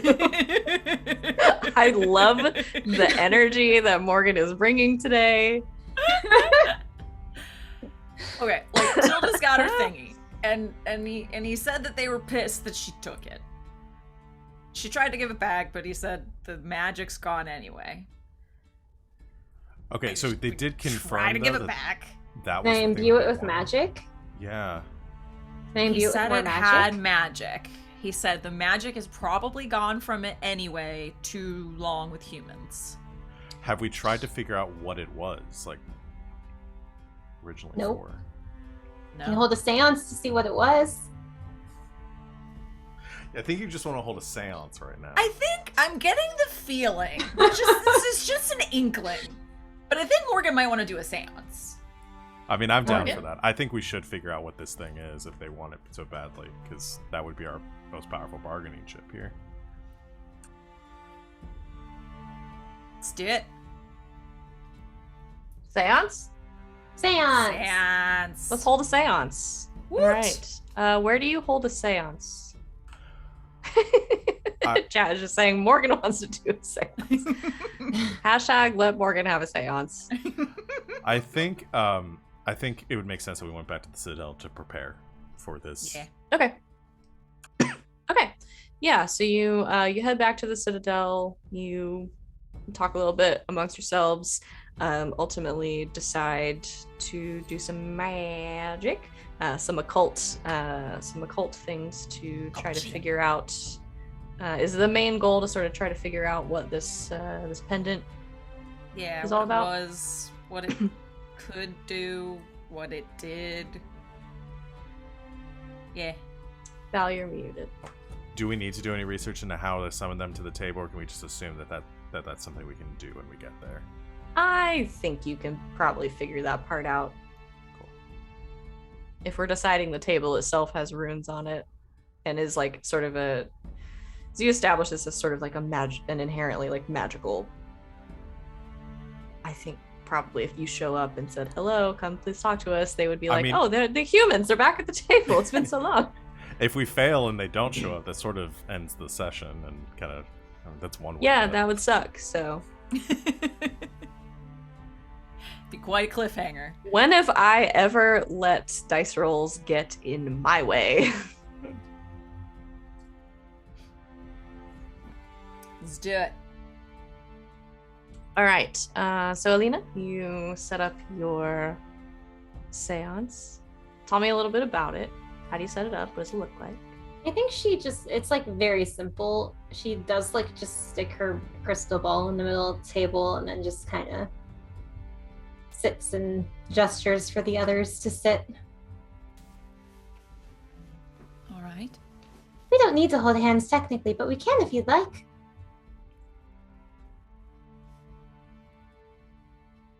Gives a little sly eye to Danni. I suppose if it would help with the ritual. Oh, it won't help, but it might be nice. Sure. Team bonding exercise. Sure. How the kids are calling it these days. We hold hands. All right, you reach out and hold hands, and I assume the pendant, the clover, has been placed on the table. Yeah, next to the crystal ball. Okay. And Alina, you close your eyes and begin the seance. Let's have a roll. It's observation. Yeah. Oops.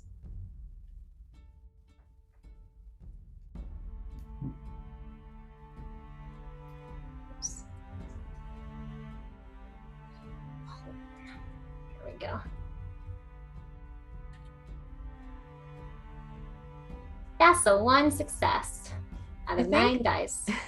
Morgan, I've played and run a lot of games with you and for you at this point, and I think you are the most consistently successful in this game that you've ever been. Probably. Like, I was just sitting here being like, I'm just waiting for the one to pop up. Like, okay, I'm ready. That's why okay, Neon Soul so- just advocates not to have to roll for anything. Not to have to roll for anything. Hell yeah. Let's do a little spookier, because I remember that time I ran masks for you. That was awful. And it was a That was whole so bad. time. Oh, All man, right. it was so bad. All right, so you focus in, and who, I don't know, do you close your eyes? Do you close your eyes? Do you leave them open? Do you look awkwardly around the room like you do when your family is saying grace but you don't want to pray? I think the last one. Yeah. You all do the last one. Pretty much.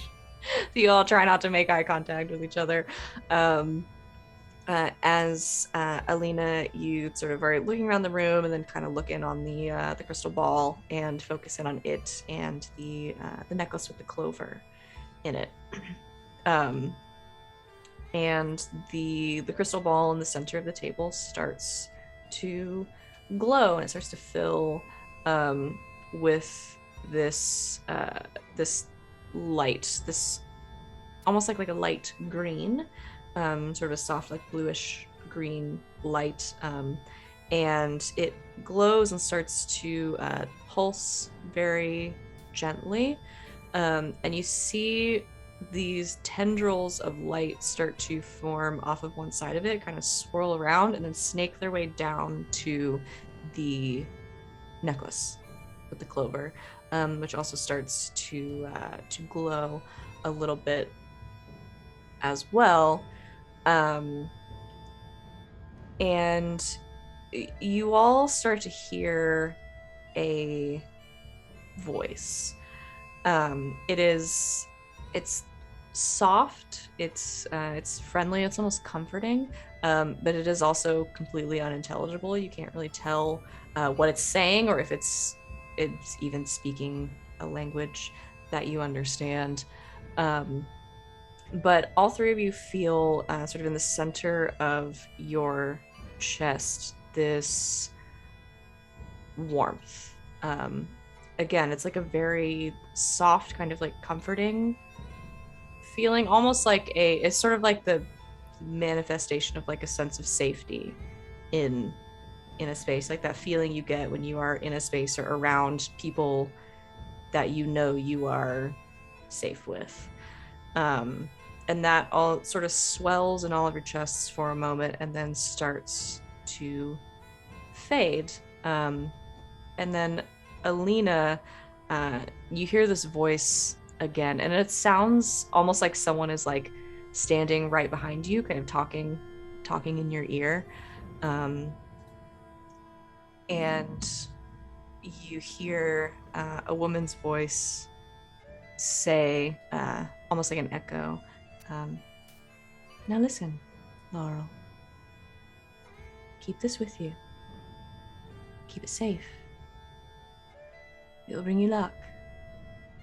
It will bring you great fortune. And should you ever lose me, perhaps it will lead you back. And then the light starts to retract from the amulet back into the crystal ball, and then it starts to fade. And you're left sitting around the table like you were before.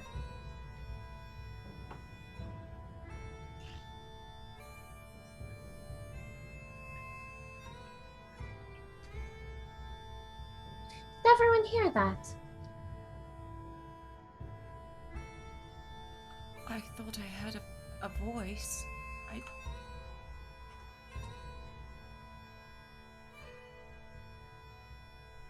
I did not understand what it said, though.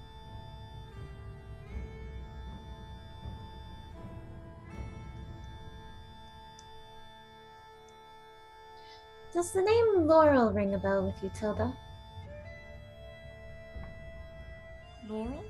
Mm-hmm.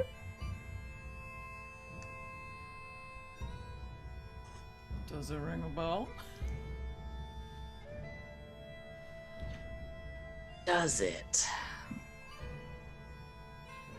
You're familiar with the flowers. I think you really like them. I think they're very pretty.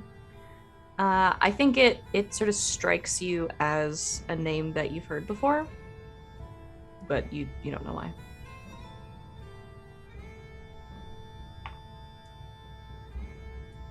I don't know. Perhaps?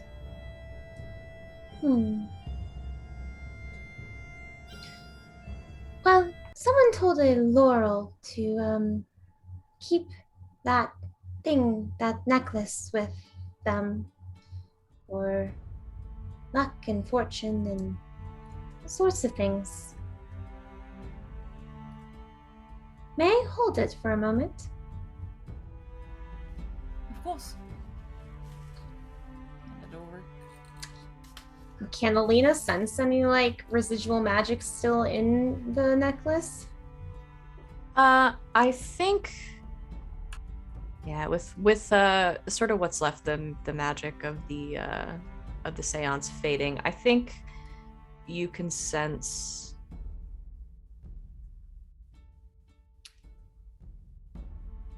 Yeah, I think you sort of get the feeling as the magic from the seance fades that there is just like a little spark of something. It's like an ember, I think is what it feels like to you. Like something used to be there and it's gone, used up, burned out, or for whatever reason. But yeah, I think you can feel that.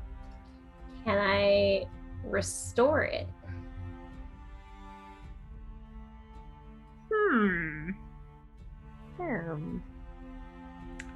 Yeah, you can try. Okay. You can go ahead and roll. We'll do observation because that's what we're doing for magic. I think this is gonna be a difficult roll. I think you probably need 2 successes for this. Oh god. Okay.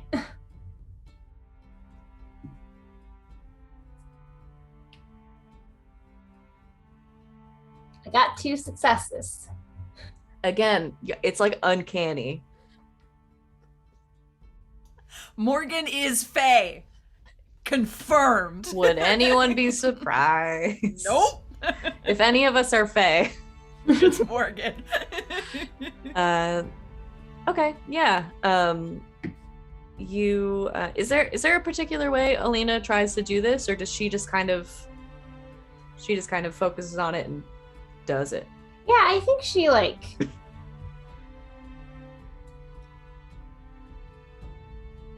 I think it's definitely like she focuses in on what she feels of like the residual magic and tries to just mimic it.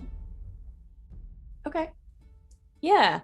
So you hold it in your hands, and you sort of focus in on that little spark, that little ember, that you were feeling before. And I think you feel the amulet sort of start to get a little warm in your hands, and you all see as Alina holds it and sort of focuses in on it, the center of the clover start to glow with that same sort of like light green color, as do Alina's eyes for a brief moment. Like there is a connection between her and the piece. And Alina, as you focus in, you try to mimic what's there, or essentially recreate the same energy that you're feeling. You do this once, twice, 3 times, several times over, and you start to almost create more of these embers, and you feel them as you're connected to them start to catch again. And as the glow sort of fades from her eyes, there's this one sort of pulse of this green light from the amulet that then sort of breaks off into this like shimmer and settles back down over it.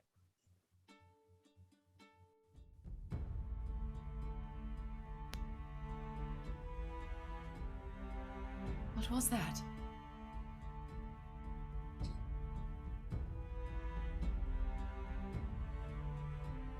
Well, it seems that whatever was on this charm had worn off, so I thought I would restore it for you.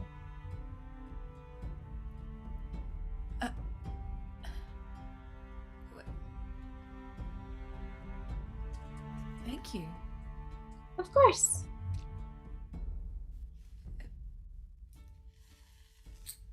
Takes it back, I guess? Mm-hmm. Well then, that seems to give us some amount of leverage here. Do you think perhaps if we returned it to them, would that be enough? I believe there will probably be more complicated than that, but hopefully.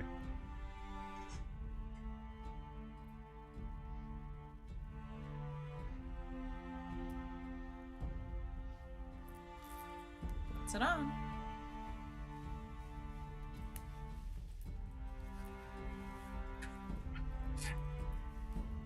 Anything else you all would like to do?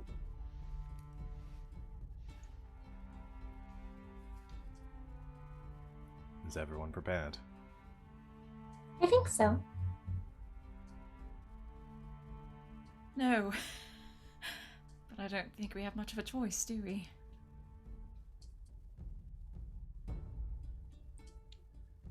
Unfortunately, it doesn't seem so.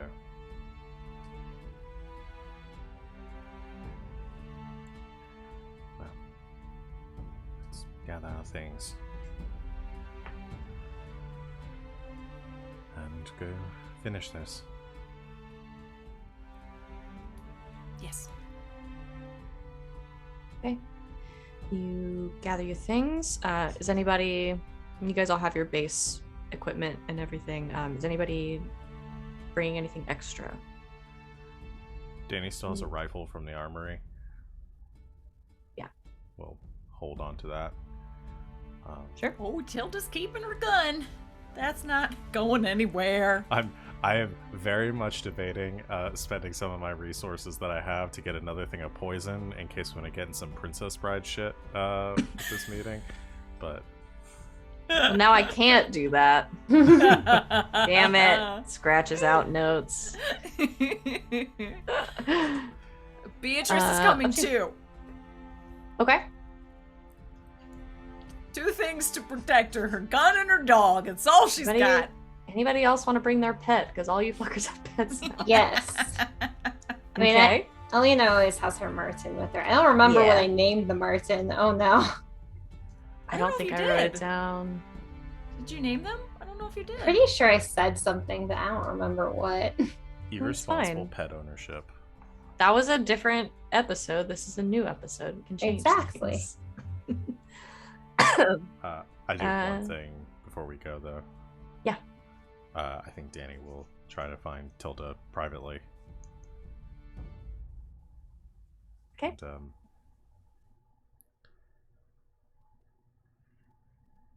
Tilda.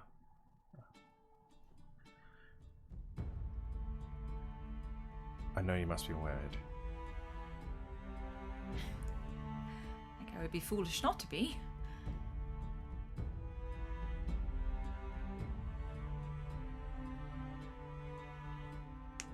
My top priority here is making sure that you are safe.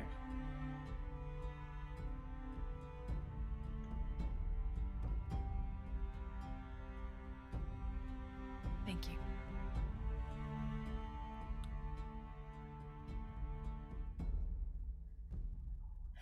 Whatever we find out, whatever we learn from this, it's going to be okay.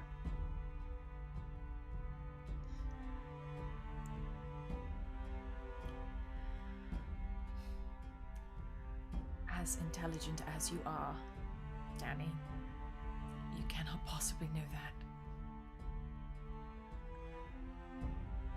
I would not pretend to know it, but I certainly choose to believe it.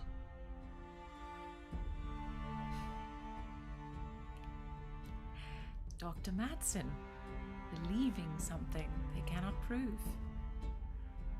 What a day indeed. Miracles do happen on occasion.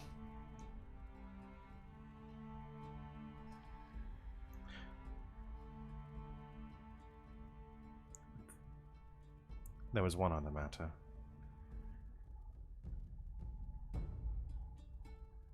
When this is all said and done, there's so much that I feel that I don't understand when it comes to these creatures.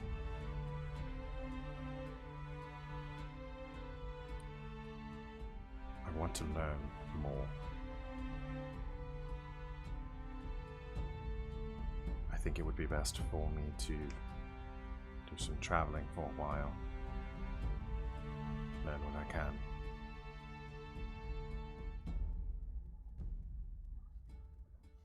Of course.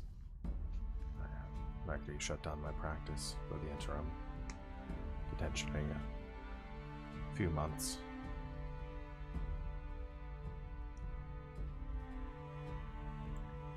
I would like it very much if you would come with me.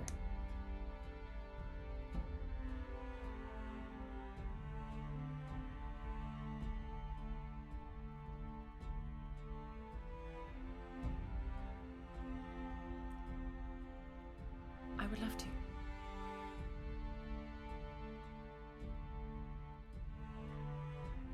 I'm very happy to hear that.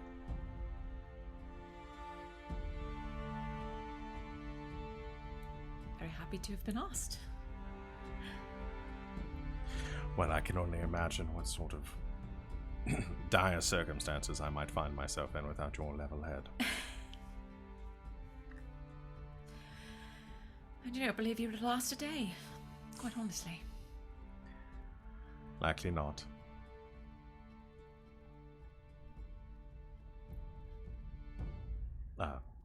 There was one other thing. Danni leans in and kisses her.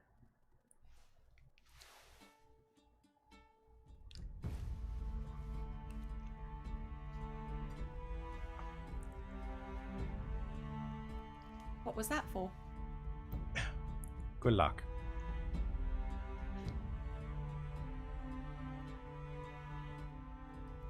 Well, in that case, grabs him, pulls him in for another one.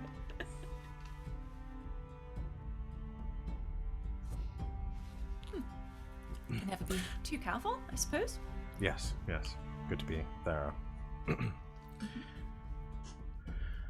suppose we should find Lena. Yes. Yes. Linda was just sitting in the corner the whole time.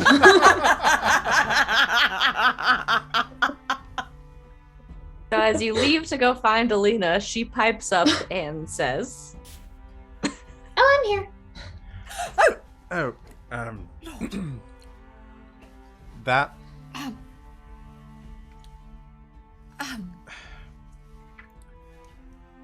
I don't have an explanation. We should get. I told you something was different. Yes. I suppose so. Yes. Well, We should probably. Yes. Tilly owes me money. She thought it would take another week for that to happen. You were betting on. Oh.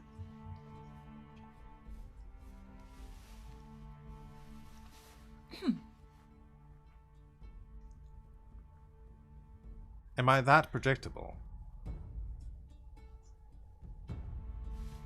Don't answer, please. Let's.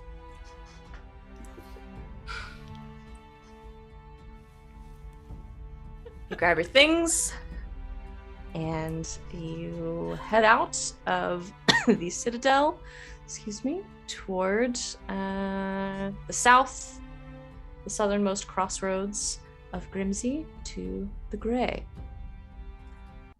You approach this tablet, this sort of large, flat stone table that is sitting in the center of a large crossroads, with some very faded runes carved in the top of it. I assume you wait until it's later in the day at this point, so it's around nightfall by the time you make it less people around, that kind of thing.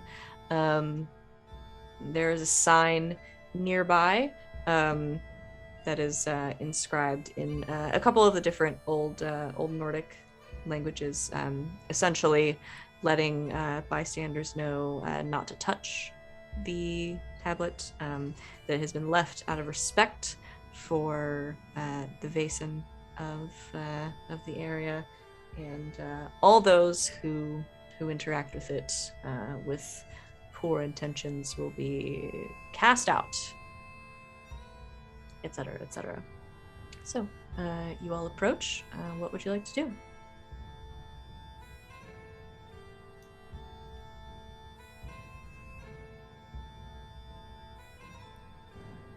I don't suppose there's a lever or maybe an instruction manual anywhere? I believe from the legends that it's perhaps has something to do with the runes, or simply intent in sitting around the table. Alina just goes up to it. Hello, we're here. That's one way to do it. All right.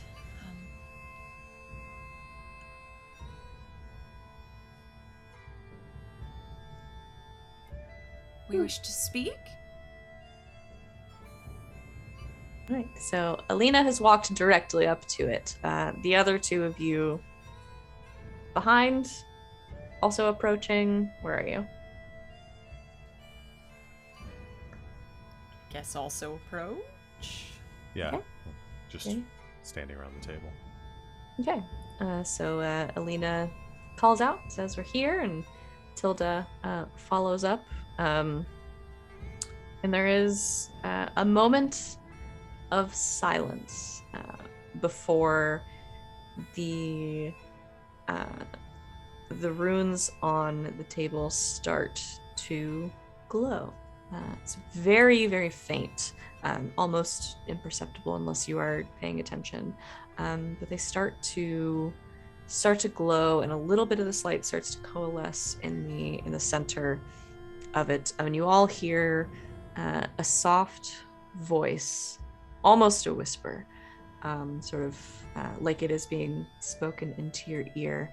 And it just says, "Who do you seek?"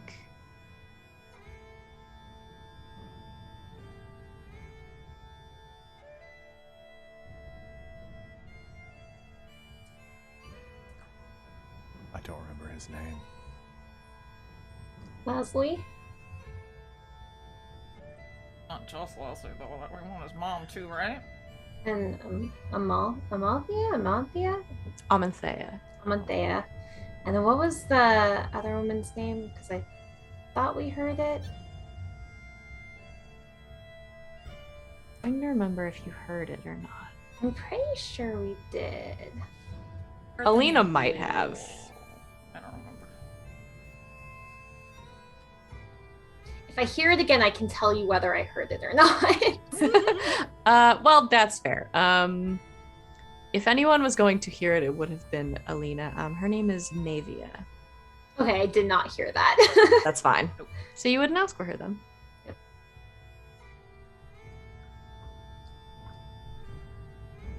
So you ask for the two of them? And associated parties, whoever would like to show up. It's an open invitation. Oh, that is dangerous. Oh boy.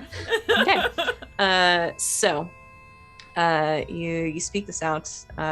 Lazuli, Amanthea, and associated parties, whoever wants to show up. There is another moment of silence, and then you see this small light coalesced in the center of the table.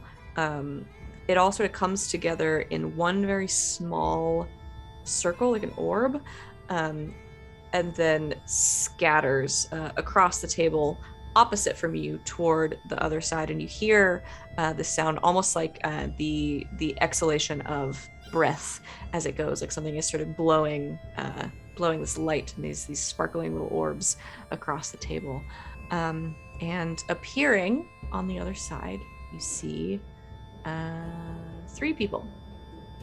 2 very tall women, different shades of red hair, sort of draped, kind of flowy clothing, pale like porcelain skin, and standing in between them, slightly shorter than the both of them, the sort of blue-skinned, pointed-eared, Guild Lazuli in its true form.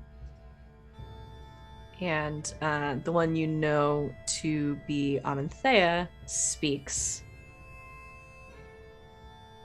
"You have summoned us." Yes. I believe we have unfinished business. "Speak, humans. What is it you wish?"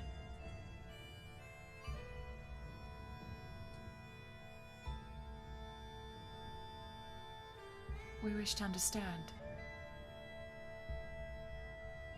and to rectify if we can.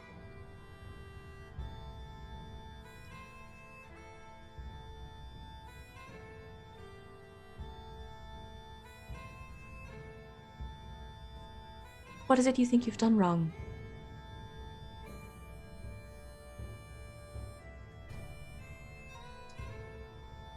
Unfortunately, I don't know precisely. I have no memories of my offense. But your son, your hireling here, believed it necessary for me to die for them. At the very least, I would wish to know what it was, and if something other than my demise can solve the problem.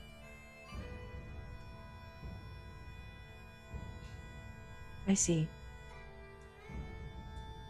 She sort of looks down at him. He looks back up at her, and then they both look at you.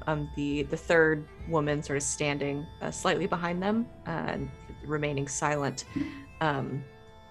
She looks to you and says, "He was simply following instructions. I believe he made that clear to you."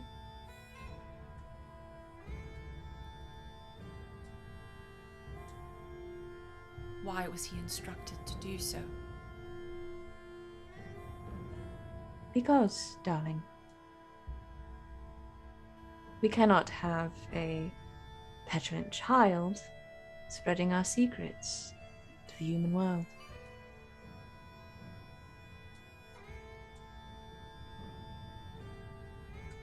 To my understanding, you may have known me as a petulant child. I am a child no longer. And Perhaps by human standards.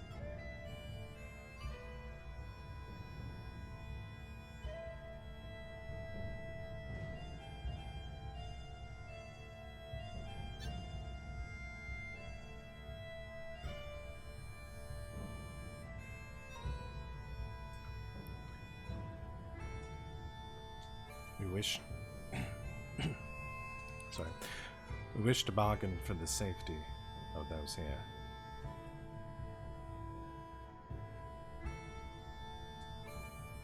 And their continued peace.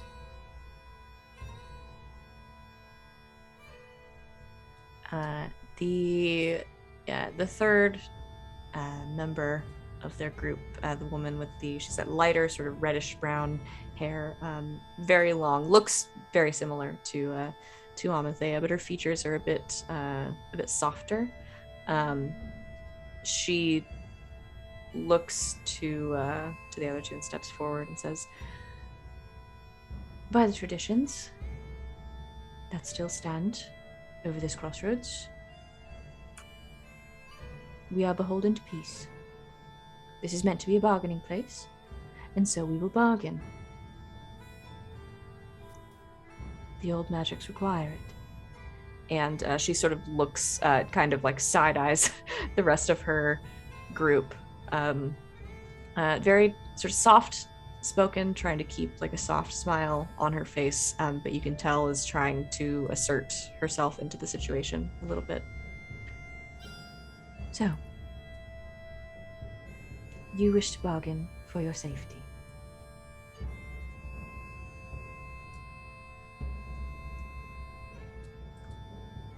Yes. All of you." Yes. "And in return?"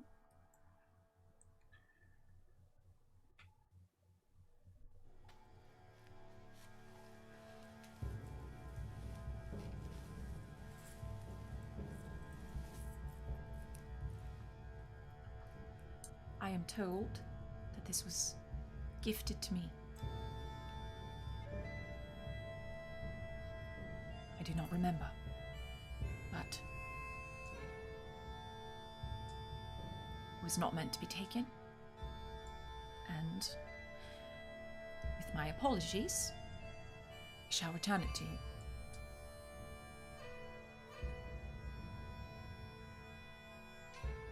As you say this, Amanthea starts to reach out to take the pendant from you. The other woman, as you sort of pull back, reaches out and like smacks her hand away. "Amanthea,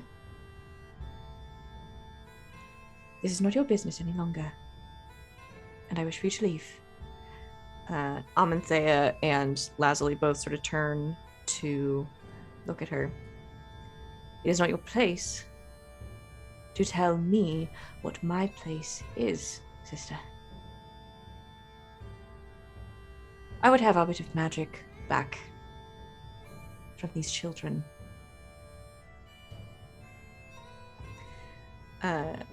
The other one looks to the three of you, looks toward Lazuli and Amanthea, and then very abruptly claps her hands together and sets a hand on both of them, sort of aggressively, almost like pushing them, and grabs two of them. And as she forces them back away from the table, there is this like clicking, like popping sound and a flash of light, and they both disappear.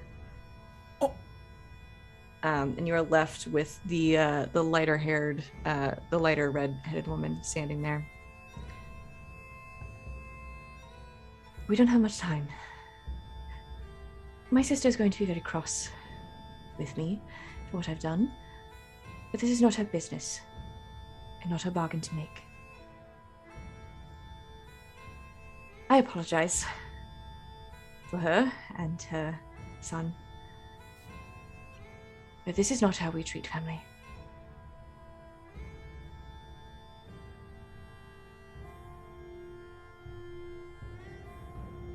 I would like to understand what you mean by that when you refer to family. Are you speaking to Alina alone?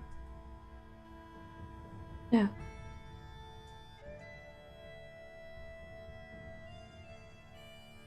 It's a very long story I have to tell, and I'm afraid I do not have the time to tell it to you today.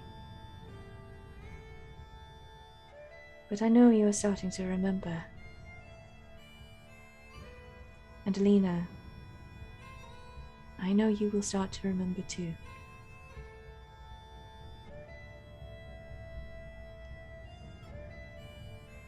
We must strike a bargain before they return.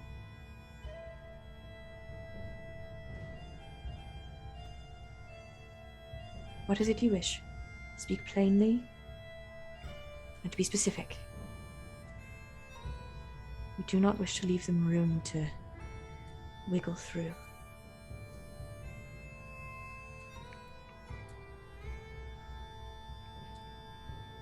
In exchange for the return of this pendant,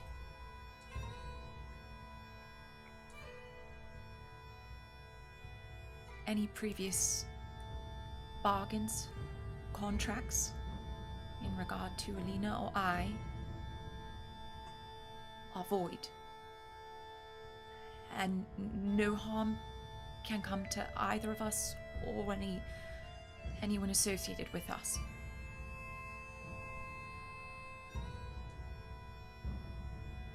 Looks the others like, anything else? And in addition, they will not be brought back to your side unwillingly.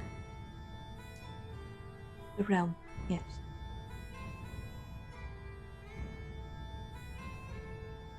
Alina? Are you amenable to this? Yes. Right. Come, both of you. And she holds out her hands, like one towards Tilda and one towards Alina. Shaking a little, but takes her hand. By these words, spoken by the three of you today, and on my honor, by the old magics that rest in this place, the bargain is struck. And there is a crack of thunder above all of you, and sort of a strike of lightning right before it. And she squeezes both of your hands, looks to you, Tilda, sort of lets go of your hand, reaches out for the necklace to take it back, holds it. Alina holds onto your hand for a moment, kind of looks you dead in the face. This bargain does not keep you from coming home. Find me again. I know you will.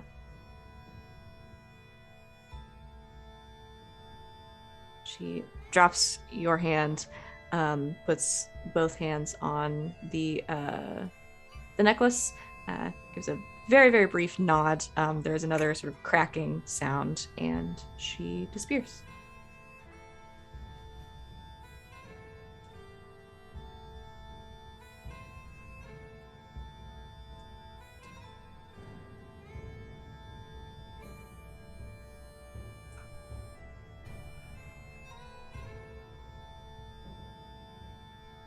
Believe that went well.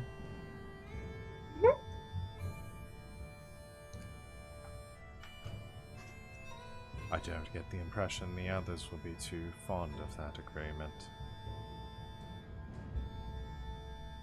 I do not think so, no.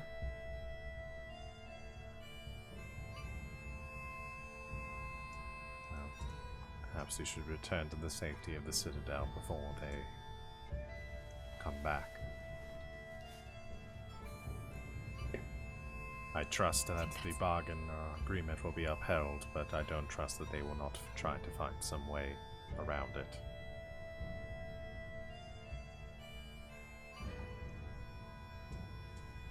Quite right.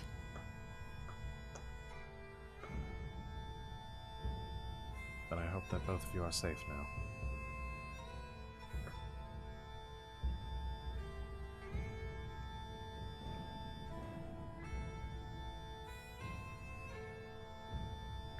Should go.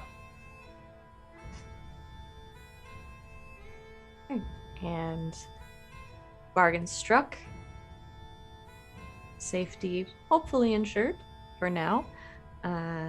The three of you head back to Hemlig Citadel, to the safety of your home, and hopefully for maybe a relaxing night's sleep for once.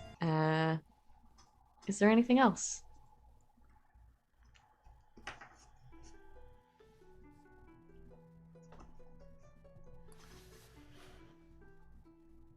No. Okay. Specific.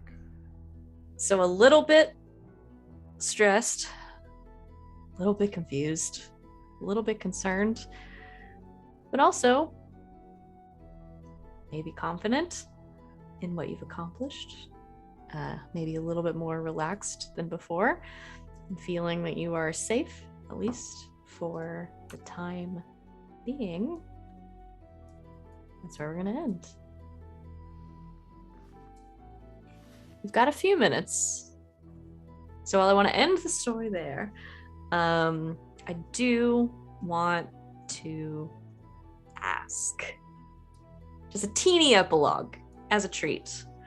I want to know what after this you all are going to get up to. I have a little bit from Villy, from LB, who Villy is going to stay in Grimsey, keeping up with the Citadel. The people that you have on staff here will stay as well. So Timothy, Christopher, and the rest. What was that full name? Stefan. They will stay. They will be here, continuing to keep the place in order, run the Citadel, take in any requests that you might get, any letters, any missives for help that the Society might get. Villy is going to continue to do her little training seminars. So anyone who wishes could take part in those. She particularly is focused on Alina, obviously, who is her charge. And she continues to work. Any any requests that come in, any concerns that people have, especially locally, that might involve Vaesen, especially the small things, the things that Billy can do on her own. She continues to work on trying to barter peace between people and Vaesen as much as she can in the area. And then eventually, she, for the first time, probably since any of you have known her, goes on holiday. She's gone for a few weeks, telling you all only that she is going to be catching up with an old friend.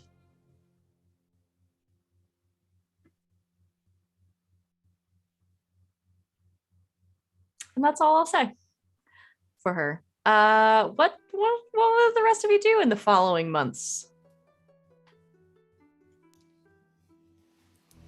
I think Alina also stays in Grimsby and likes living at the Citadel, so keeps living there, but also starts seeing her family again.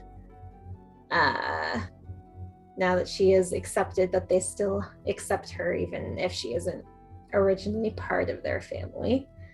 And she continues to try and find ways to help Vaesen and stuff, and continues working. I think she starts trying to research ways to safely travel to and from the Fey realm without incurring wrath or getting stuck there. So I think that's what she occupies her time with.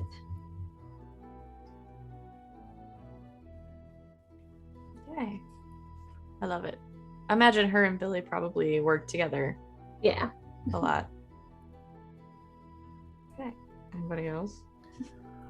Since I think after the invitation stuff, Tilda's might be a little dependent on what Danni does. I'll go for Danny's. And I think that, true to what they said, Danni, with their desire to sort of understand the world and now firmly believing in Vaesen and these creatures, wants to understand what they are for other cultures too, and kind of traveling and across Europe, looking for other mysteries, secrets, writings, folklore, things like that from all over, and traveling by carriage. Invites Tilda to do so as well. So assuming Tilda attends to just kind of doing a lot of work, but also probably trying to enjoy the company as well. And anyone that would probably find the carriage that they drive in a bit peculiar, because it is very heavily armored, but not for attacks from the outside. I think that it is reinforced interiorly for when the occasional full moon comes around, and Danny has to be trapped inside of it, like a walking or a riding or rolling werewolf containment unit, so that Tilda can be safe. And that's the only reason. Else. Yeah, that's the only reason. otherwise just slaughter indiscriminately. But yeah. Yeah, and that's mostly what Danny gets up to.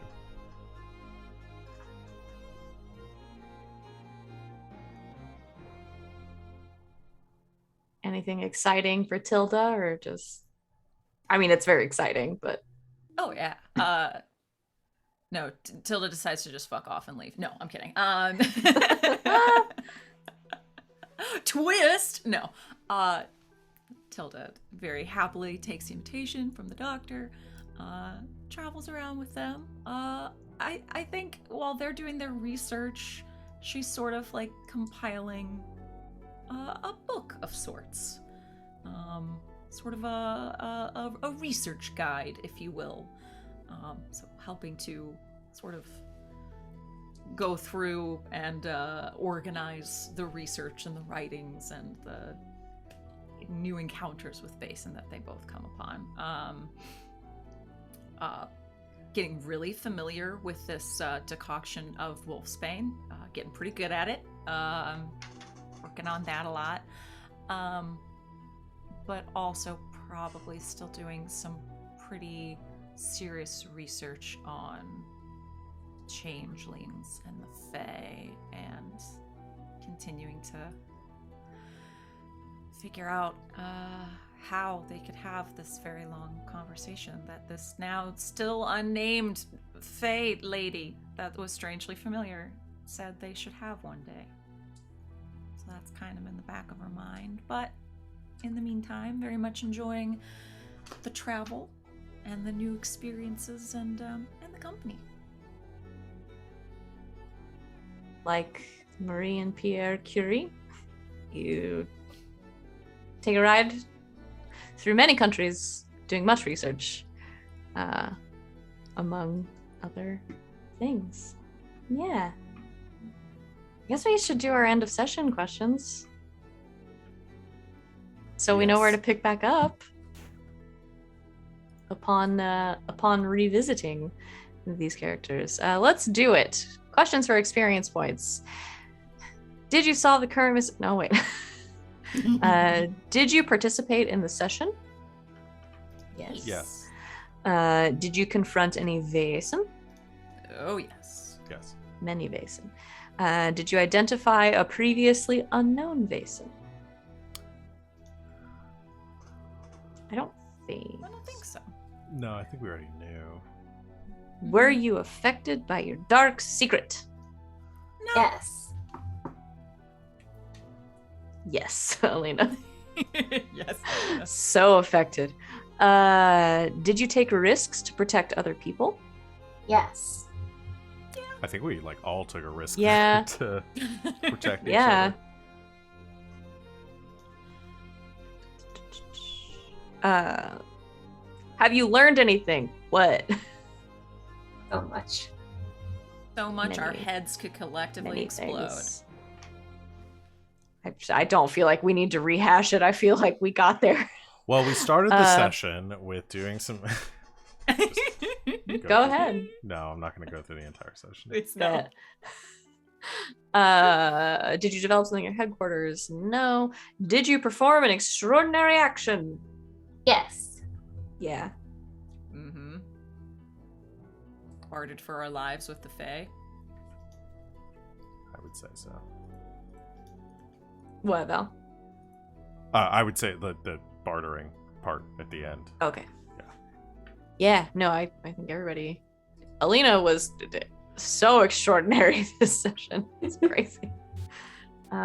Yeah, so mark those down and hang on to them. Because, as always, I tell you guys this with every game I run, these folks are not going away. They will be here in case we decide to return to them. But for now, they're going off on their own journeys into the countryside, into the Fae realm, and into, who knows, maybe love. And that's it for today.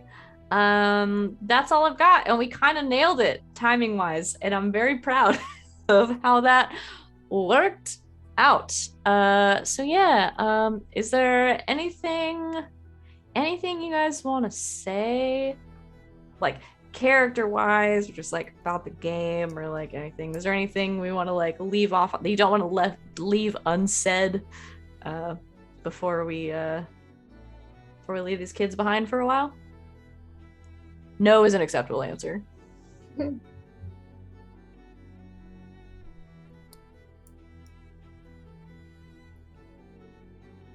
Tilda got off light because there's an entire history of some shit she got up to in England that we didn't touch. But I did not get to it. It's gonna come next. It's gonna come later. And I'm really excited for it. Don't want to spoil it. We're gonna keep those close to the vest because there is some shit. There's at least a whole mystery's worth of shit in there. Yeah, hang on to next season where Danny's gonna make a Frankenstein. God. Yeah, you didn't get to make a Frankenstein. Get to make a Frankenstein. That's okay. There's always time. Well, all right. Well, thanks for playing this game with me, you guys. I think it was a really fun. Put on the chill. I still got the stressful music on. Put chill music. Well, mellow, chill tavern music here.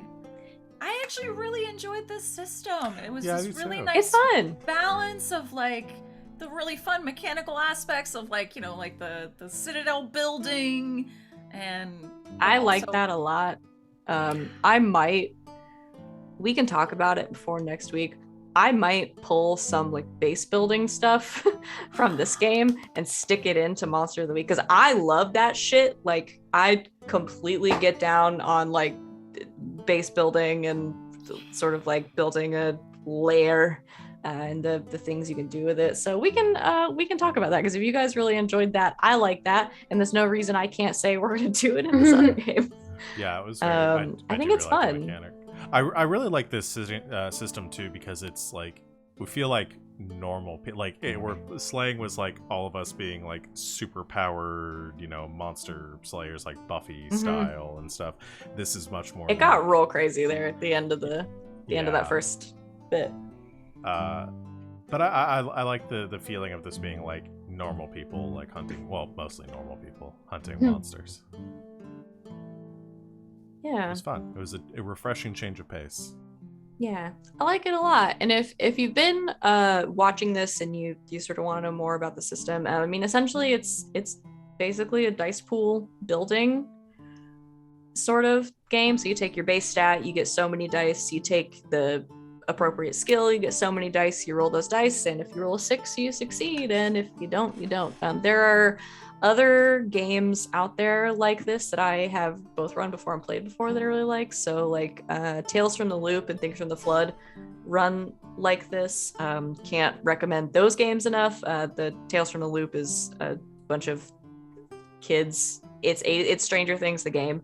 It's a bunch of 80s kids sort of dealing with the same kinds of things, the supernatural, the weird, the alien, the monstrous. I think even like Forge in the Dark and Blades in the Dark and stuff like that, if you like this kind of thing, play those as well, because they run similarly to this. That's a little bit even more of like a dice pool building game, but if you like this, those are all sort of things you can try out. But we're not doing any of those things because I hate rolling dice as a GM. So yeah, you can just go back to not having to roll a goddamn thing. Go back to just saying bullshit words and not having to bullshit numbers. But yeah, so this is our last session of Vaesen, if it wasn't clear, for a while. Again, we're just sort of taking these characters, putting them in their own little drawer.